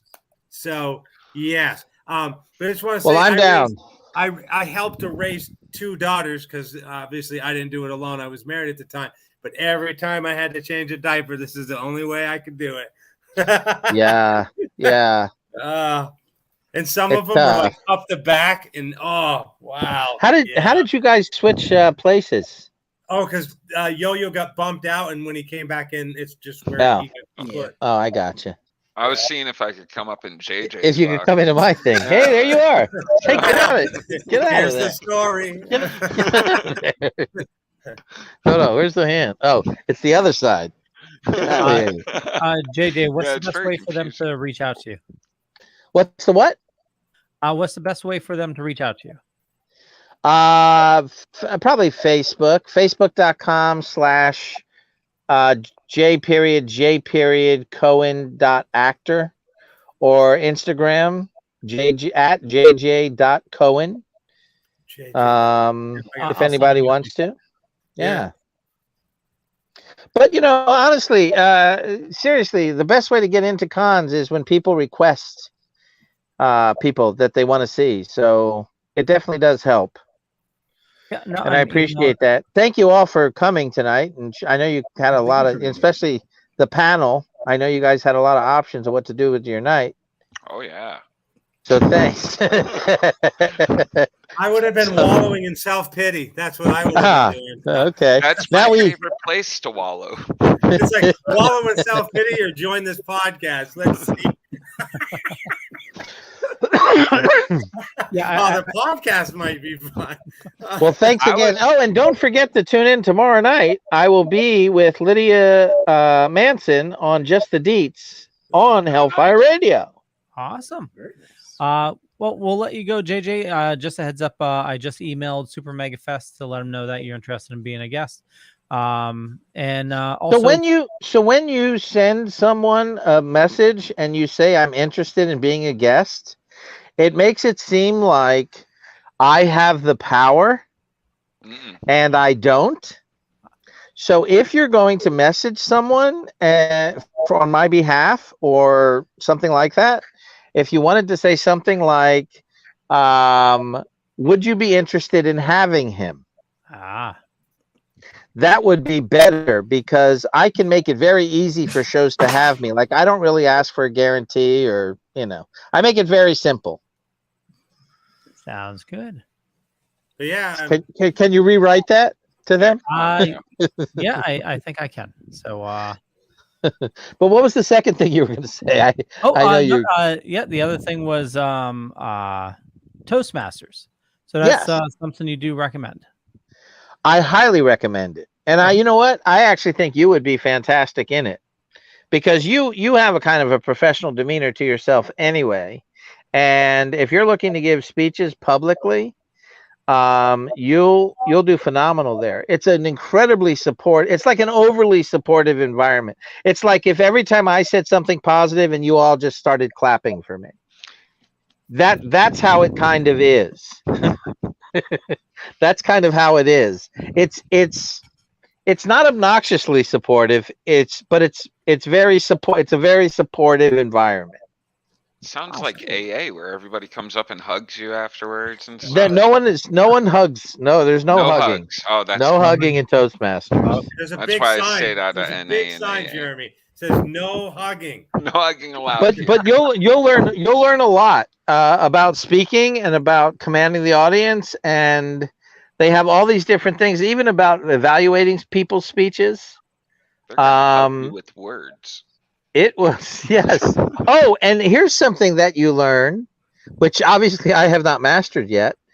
Time speeches. So most of the speeches that you'll have are like 3 minutes, 4 minutes, 7 minutes. And based on how fast you talk, I'm someone that talks pretty quick. So you're about 100 to 120 words a minute, roughly, for me. So if I have a 7-minute speech, I know I can't have a speech that's longer than 120 times 7. You follow me? Yep. And if I pause in between, then it needs to be maybe 100, 700 words, So to be on the safe side, maybe you go 650 words. You figure out where your pauses are. You figure out where your points are. If you tell humor, if you use humor in your speeches, it's always a great way to open, because the minute you have someone laughing, they can't wait to hear what you're going to say next. Right. So know that whenever you're speaking. Awesome. Yeah, I in my new job, I give a lot of presentations, and yeah, matter of fact, I was had a presentation the other day, and I got cut to the last of it. And I had to go through 2 slides in like 5 minutes, and my boss said I spoke too fast, so that was it was a lot of fun. There are actually, believe it or not, not everything in Toastmasters is all inspirational speeches and things. A lot of them are presentations, and exactly like what you're talking about, like how to put on a podcast, things like that. So this will definitely help you. Highly recommend it. Awesome. Well, I'll get the wheels spinning at work, and cool, because they'll pay for it, so I'll just need to sign up. All right, cool. Hey, thank you again, you guys. I gotta go. I'm exhausted. Thank you so much, JJ. It's always an honor, and we look forward to seeing you soon.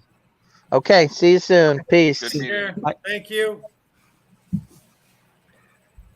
Well, that was a lot of fun. It was. Until that, Whose toilet tornado sounds warning like went a off. demon? Somebody's toilet flushed at the middle of that question, or something like happened during the middle of that question, and it sounded like a demon was coming through. I was like, I'm nowhere near my toilet right now. for real. All I heard was, I'm like, what the fuck? So there's a tornado warning in Memphis, Tennessee today, and there's like 7-8 inches of snow in North Dakota right now. Whoa. Wow. Yeah. How was your day? Well, I know we're running late. Did everybody see Moon Knight? Not the I did. You I've did? only watched I 2 know. episodes. It's you rare think, that I Yo-Yo? actually catch up to things. Yeah, I liked it actually. Yeah. I am interested to see what happens in episode 4 now, because how episode 3 ended. All right, so episode 3, we get any new characters? Yes. It was actually one of the characters that died right after filming. Oh. Yeah. So some of the scenes definitely were cut a little differently. Yeah. Okay. Yeah. It's the guy. They bring up Magipore. And it's the guy that owns the.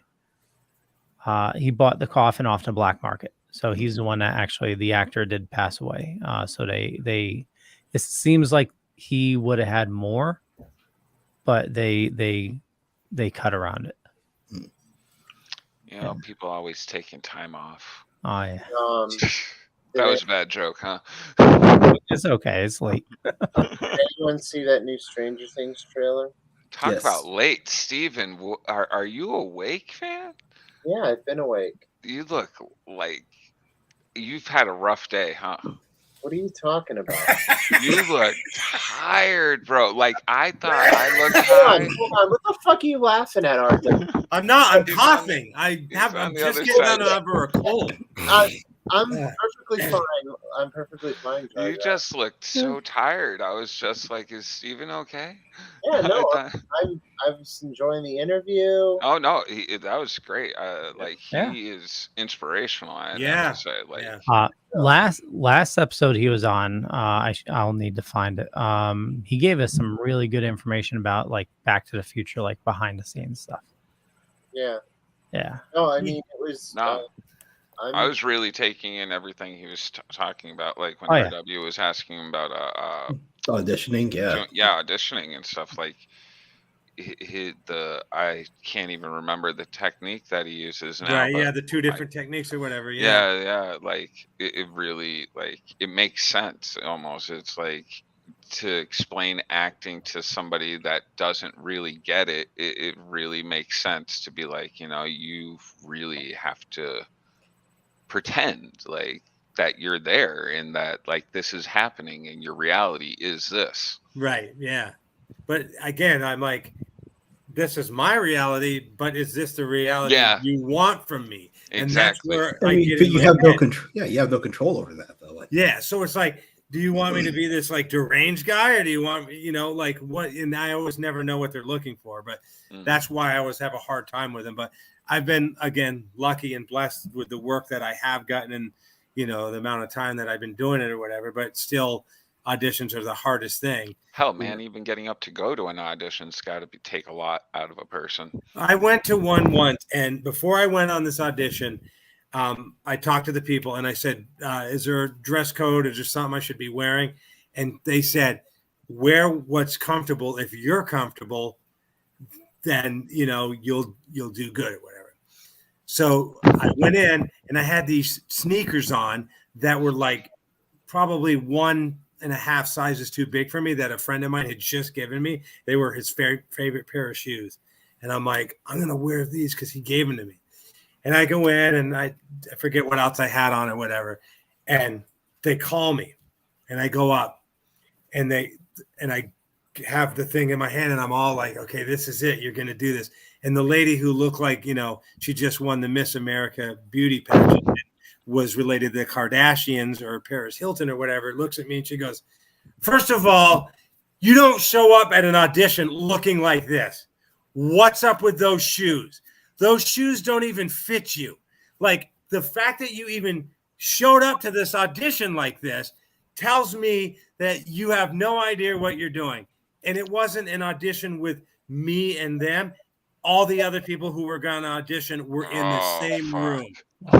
Yeah. So I'm like, and all these people are looking at me and I'm like, I get called and asked what to wear. And you said as long as I was comfortable, then, it was fine. And a friend of mine just gave me these shoes and they're important to him. And I wanted to wear these shoes as kind of like a good luck thing. And she's like, you don't ever show up like this. Go ahead and read. And I'm like, wow. Yeah. So I'm like, Jim, do you want next? And I'm like, wow. So like, that's why I now am scared to do any kind of audition, because I was told to dress however you want, as long as you're comfortable, and then got attacked in front of the whole entire room.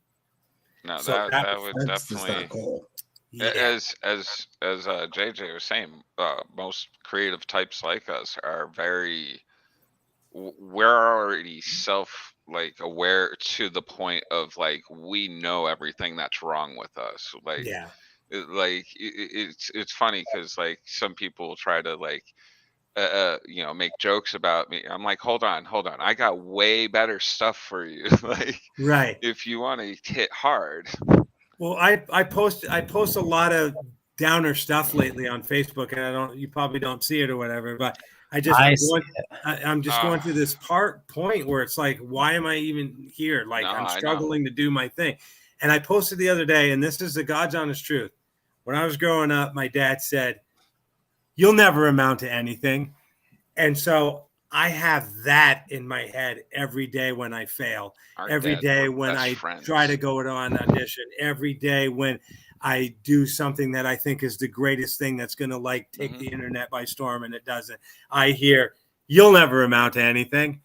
And so I start believing it, and it's like I get inside my own head, and like this guy just said, you got to not listen to those people or whatever. And it's really hard tough. When you grew up in a place where your own dad said you'll never amount to anything. So, you go on an audition and someone yells at your shoes. I like literally just wanted to walk out then.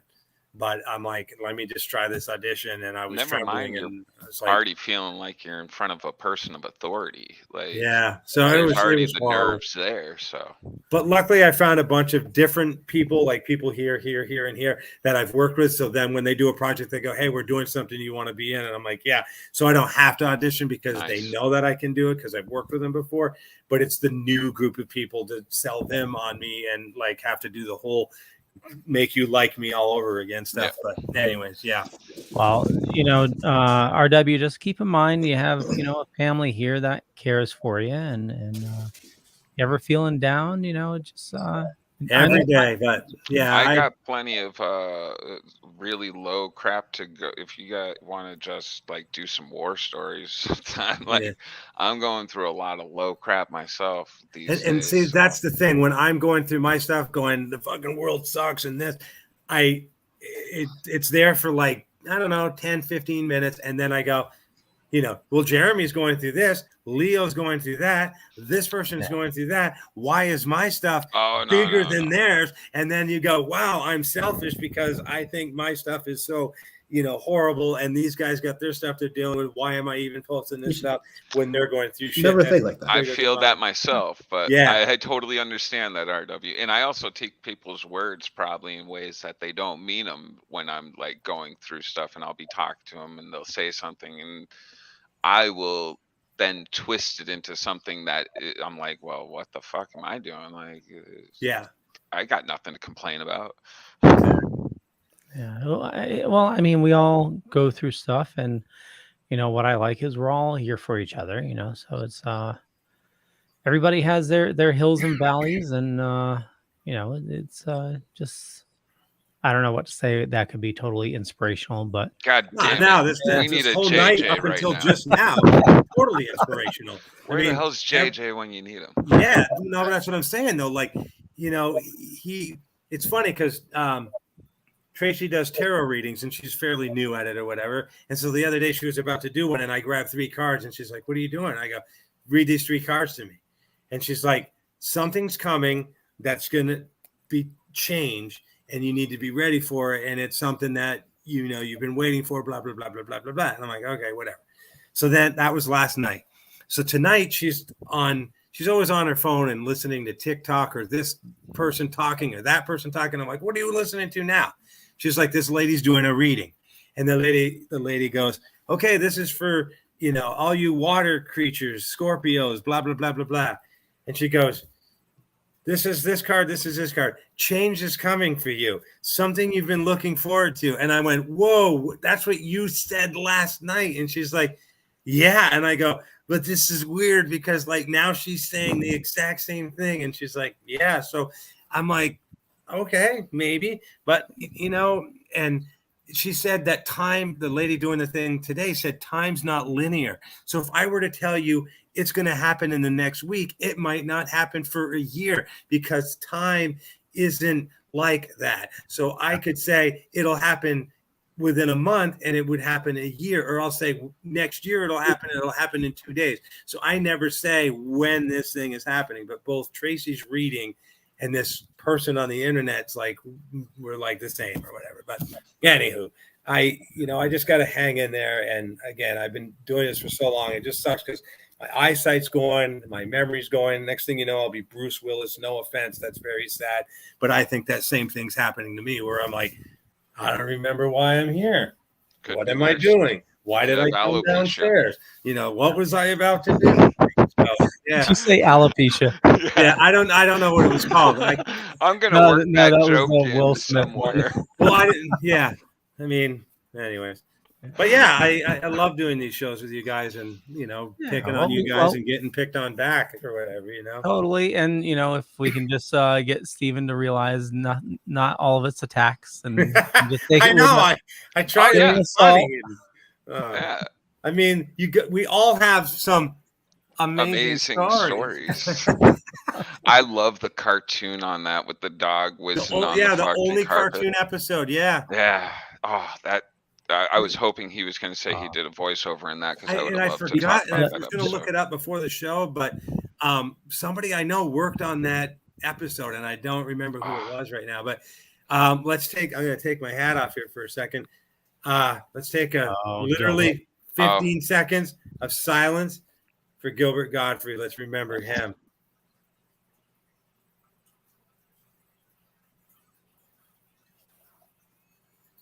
Oh, please. That's way too long. I should have only gotten 5 seconds. Oh, come on. Okay. Well, anything else we need to bring up before we wrap it up? Oh, I was mentioning before I was before in the way back. Something about the Stranger Things trailer that came out yesterday. Yeah, Stranger Things. I didn't watch it. I'm still. Yeah. I still need to catch up on Stranger Things. I only watched the first season. The only thing the last season was good. Second season sucked. Yeah. This trailer that came out is about. I can't say sucked, but wasn't as good as the first season. Yeah. this is the trailer for the 4th season, and apparently this season is being broken into 2 parts. Yeah, it's supposed to be the final. Yeah, and with everything that's going on in this trailer, I can see why it's being broken down into 2 parts, and lots to dissect in this trailer. But watch it for yourself. It's like there's going to be a lot going on, and I can see why they're breaking it down into 2 parts. Obviously, if you've seen the pattern with Stranger Things and how they bring 80s icons into each season, you have Matthew Modine in the 1st season, you have Paul Reiser in the 2nd season, and Sean Astin in the 3rd season, or I think it's flip-flopped. Robert Englund is going to be in the 4th season. So, yeah. So, but anyway, this should be interesting. Yeah. That's all I wanted to mention. Well, something that they should not have broken up into multiple seasons for the last season. We're almost caught up with Walking Dead. I gave up on that a while ago. Like when Negan came in, I watched a little bit, maybe of that whole season, and then I read the comics all the way through until they finished it. And I thought they were good. It was a good storytelling. The politics and everything used in it were really well. The show really just became, how do you kill a zombie differently each week? And don't get me wrong, I think that's cool once in a while, but it's way past that. And Future Girl, good night to you as well. Yes, good night, Future Girl. Thank you for hanging out with us. Yeah, it's they're at the Commonwealth now. Oh, are they? Yeah, and it's a lot of people tuned off when they killed off Carl, and I know that a lot of people got upset. I heard that they were using the suits, the full body armor, all in white and stuff, and I'm like, hey, that's actually from the comics. Why are you people upset about that? A friend of mine from Kentucky, his name is Billy Crank, and he started out down that way as an Ernest P. Worrell lookalike. Nice.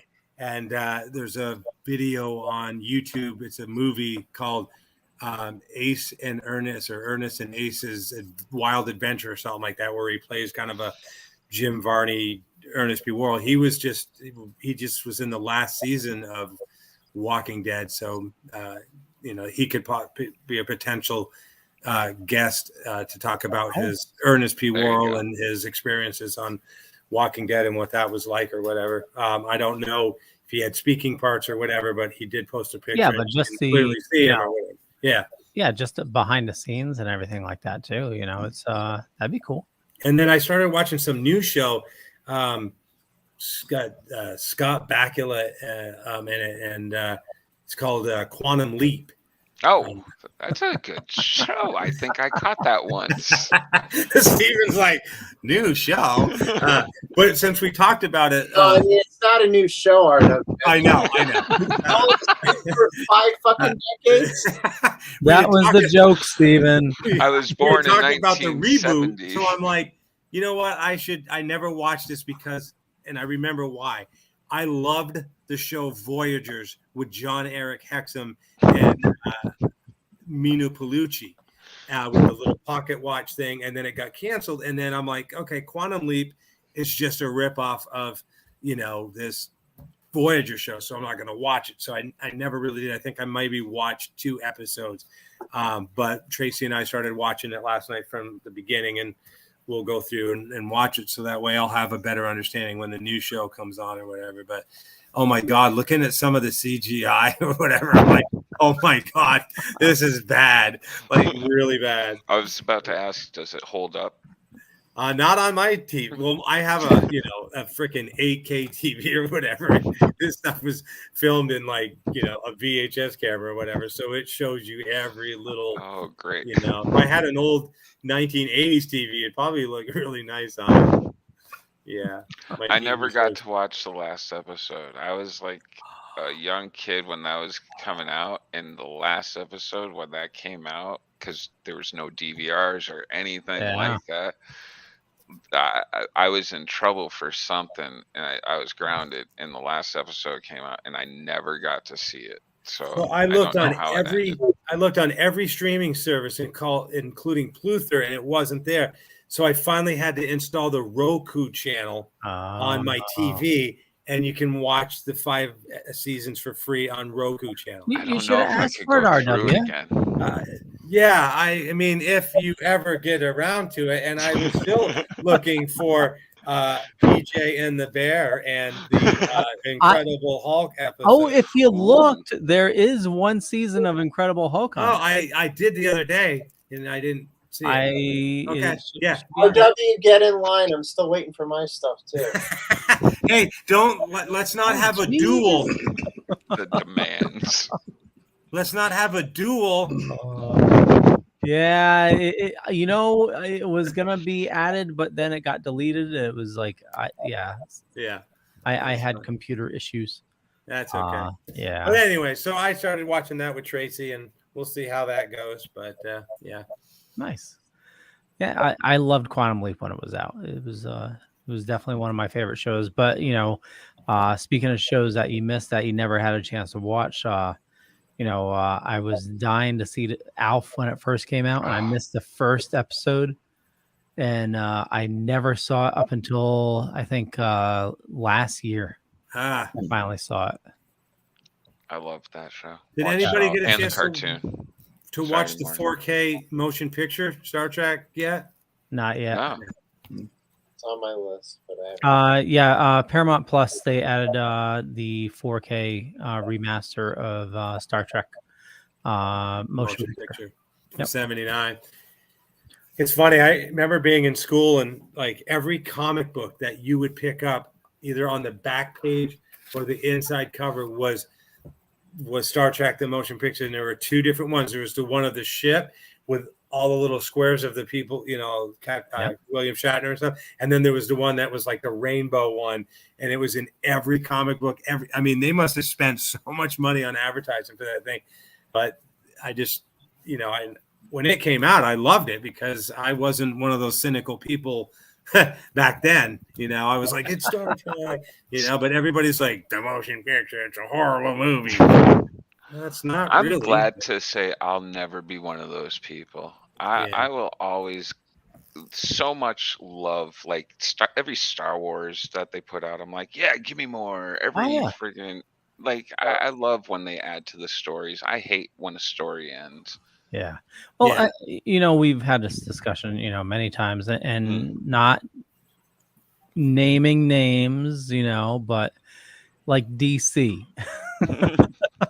I love whenever there's new stuff as well, and if it sucks, it sucks. But at least they took a swing at the bat. It's at least there's a chance that something could be done right. Leo, you can say the name.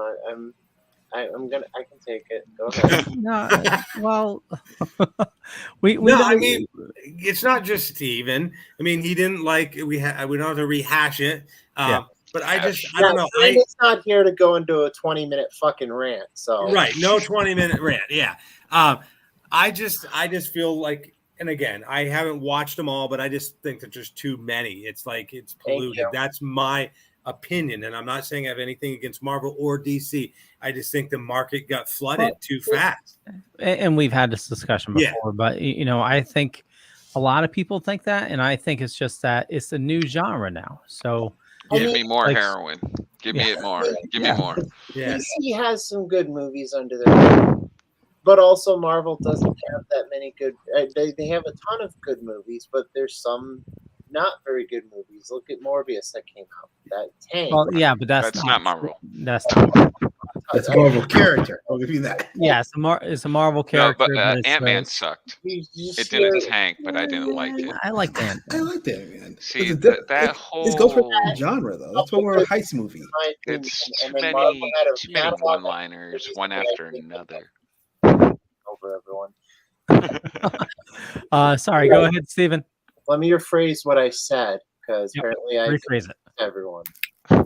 In my opinion, DC had a couple good movies. Green Lantern was great. No, it wasn't.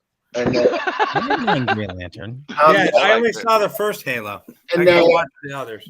And then And then Marvel has a bunch of great movies, but then some of them aren't really that good. Like Morbius is a perfect example, and Eternals is another perfect example. Hey, I actually kind of liked Eternals. I thought it was interesting.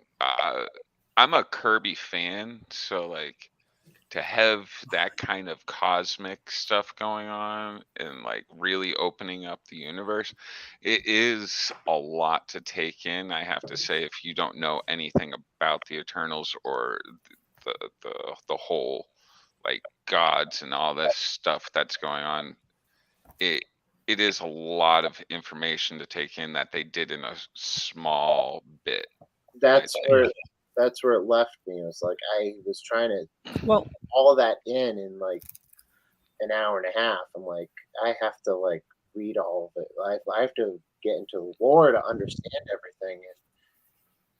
So I never had a Kirby, but I had the little real talking Bubba.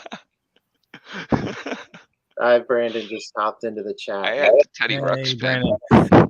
Brandon, we're going to be wrapping up shortly, so we will. I'm going to be doing a Dork Night episode with Brandon and Justin, so we should wrap things up here. Oh, okay. Anything else you guys wanted to discuss before we wrap it up? Other than they're already talking about Mephisto again. Again, the third eye. I mean, the third eye. That's funny. Third Eye, no one will remember this because it was the 70s and you guys were all like 3. But when Nickelodeon first came on, they actually had a program called The Third Eye, which had like 3, like Haunting of Kathy Palmer, Children of the Stones, and Under the Mountain or something. And those were pretty cool, but nobody remembers The Third Eye. And real quick, Tom Morse said that he was watching Halo on Paramount Plus. How is He that? was enjoying it. I watched the first episode. I've still got the second and third and possibly fourth one to watch. I've never played the game, so yeah, the games are good. Yeah, the games. I hear the people who are big into the game lore aren't so much a fan of the show. Yeah, some people aren't. I haven't seen this series yet, but I don't take like when it comes to games and movies or games and TV shows, it's tough. I can't dissect it. It's like with Super Mario Brothers. You can't dissect the movie from the game. I love that movie. It is a good movie. But the thing is, when you can't really dissect a video game movie from the game itself. So I just enjoy whatever movie video game adaptation that is. Okay, so oh my god, it's almost like Brandon's here right now. Weird. I just have to say Captain Lou Albano is always going to be Mario to me. That was freaking great. All right, I gotta. How do I type Rogue One? That's something you need to get on that little Plex there. All the Zelda. The Zelda shows. Zelda and Mario, and Captain N, and So we did Mother Brain. We did Saturday morning cartoons and we did toys. We got to do what our next one. We'll think of something else for retro. RW hijacks the show again. How did I hijack the show? I'm kidding. See, I got jokes. I got jokes. Well, tell you what, I pose all of you here to come up with some retro thoughts on what we should cover. We talked about toys, talked about Saturday morning cartoons. It could be anything. I agree, Brandon. Oh, we could do retro games because you got Atari, ColecoVision, and television, retro all games. that stuff. Yeah. Oh yeah. I actually my original Xbox, I have that chip put in, so I have the emulator for everything. Retro from, music, Commodore up to Super Nintendo. Actually, I just got an email. They just released a new Launchbox. He-Man. Launchbox is the software to do emulation. It's so cool. It brings down, it sucks down like all the game art and like the manuals and everything. It's pretty cool. When I was a kid, I had the red plaid lunchbox. Had the I thought he said lunchbox too. I have my original Superman movie lunchbox. Okay, on that note, I want to thank everybody for watching this fine evening. Definitely check the show notes up above or down below. Go follow JJ. He's going to be doing like 46 locations. It's going to be insane. So go check him out. I'm going to try to see if I can nab one of his books. But for me, just Google Leo Pine. You find a bunch of stuff. Could be true, could be not. I'm not going to say which is which. But I run a little thing called the Dorkening Podcast Network, and a lot of awesome people doing a lot of awesome stuff. And we have 2 brand new shows launching this week. So keep an ear out. Steven. Super Retro Throwback Reviews on Facebook and Twitter and Instagram. We have 2 shows, Super Retro Throwback Reviews and CSI The Vegas Files, both on the Dorkening Podcast Network and all major podcast distributors. Check us out on Patreon. They're $3. You can get so many perks. One of them is a video series called The Rant, where I bitch and piss me off. I just released one yesterday where I go to war with the debt collectors or credit bureaus. So I had a big beef with them yesterday, and the war is not over with them. So check out The Rant, become a $3 backer, and you can hear the whole story. That's it, and I'm here every Wednesday where I go. Okay. Somebody that's breathing seductive breaths into the microphone. JJ. Am I? I don't even notice. Facebook, Instagram, Jeremy Courtney, and come check out Comic Book Lovers Buy, Sell, Trade, and Auction on Facebook. And over 20,000 members. Save on your eBay fees. Awesome. I need to talk to you about that. I need to start selling some of my comics. All right. Yeah. Yo. Yo Saint Laurent on Instagram is where I hang out most of the time. So yeah, find me there. RW. Hey, it's that time. Oh my book. Now, you can find everything you need over here somewhere. Officialrwmart.com at the bottom. Links to Tenor and Cameo and Instagram and Twitter and Facebook and all that stuff. And there's probably a link to buy this book, Life Inside My Head, and my comic book that's there. Lots of videos to watch, things to make you smile and laugh when I'm not around. And that's about it. Thank you guys for joining tonight. Powerful branding. Just to say, you can follow me here at Powers Combined. No. I actually showed up to say specifically, fuck you and Rogue One. All right? I hate that fucking movie. I will not abide that bullshit. Oh, that's awesome. No, but seriously, you can check me out usually every Wednesday here. Thanks for stopping by.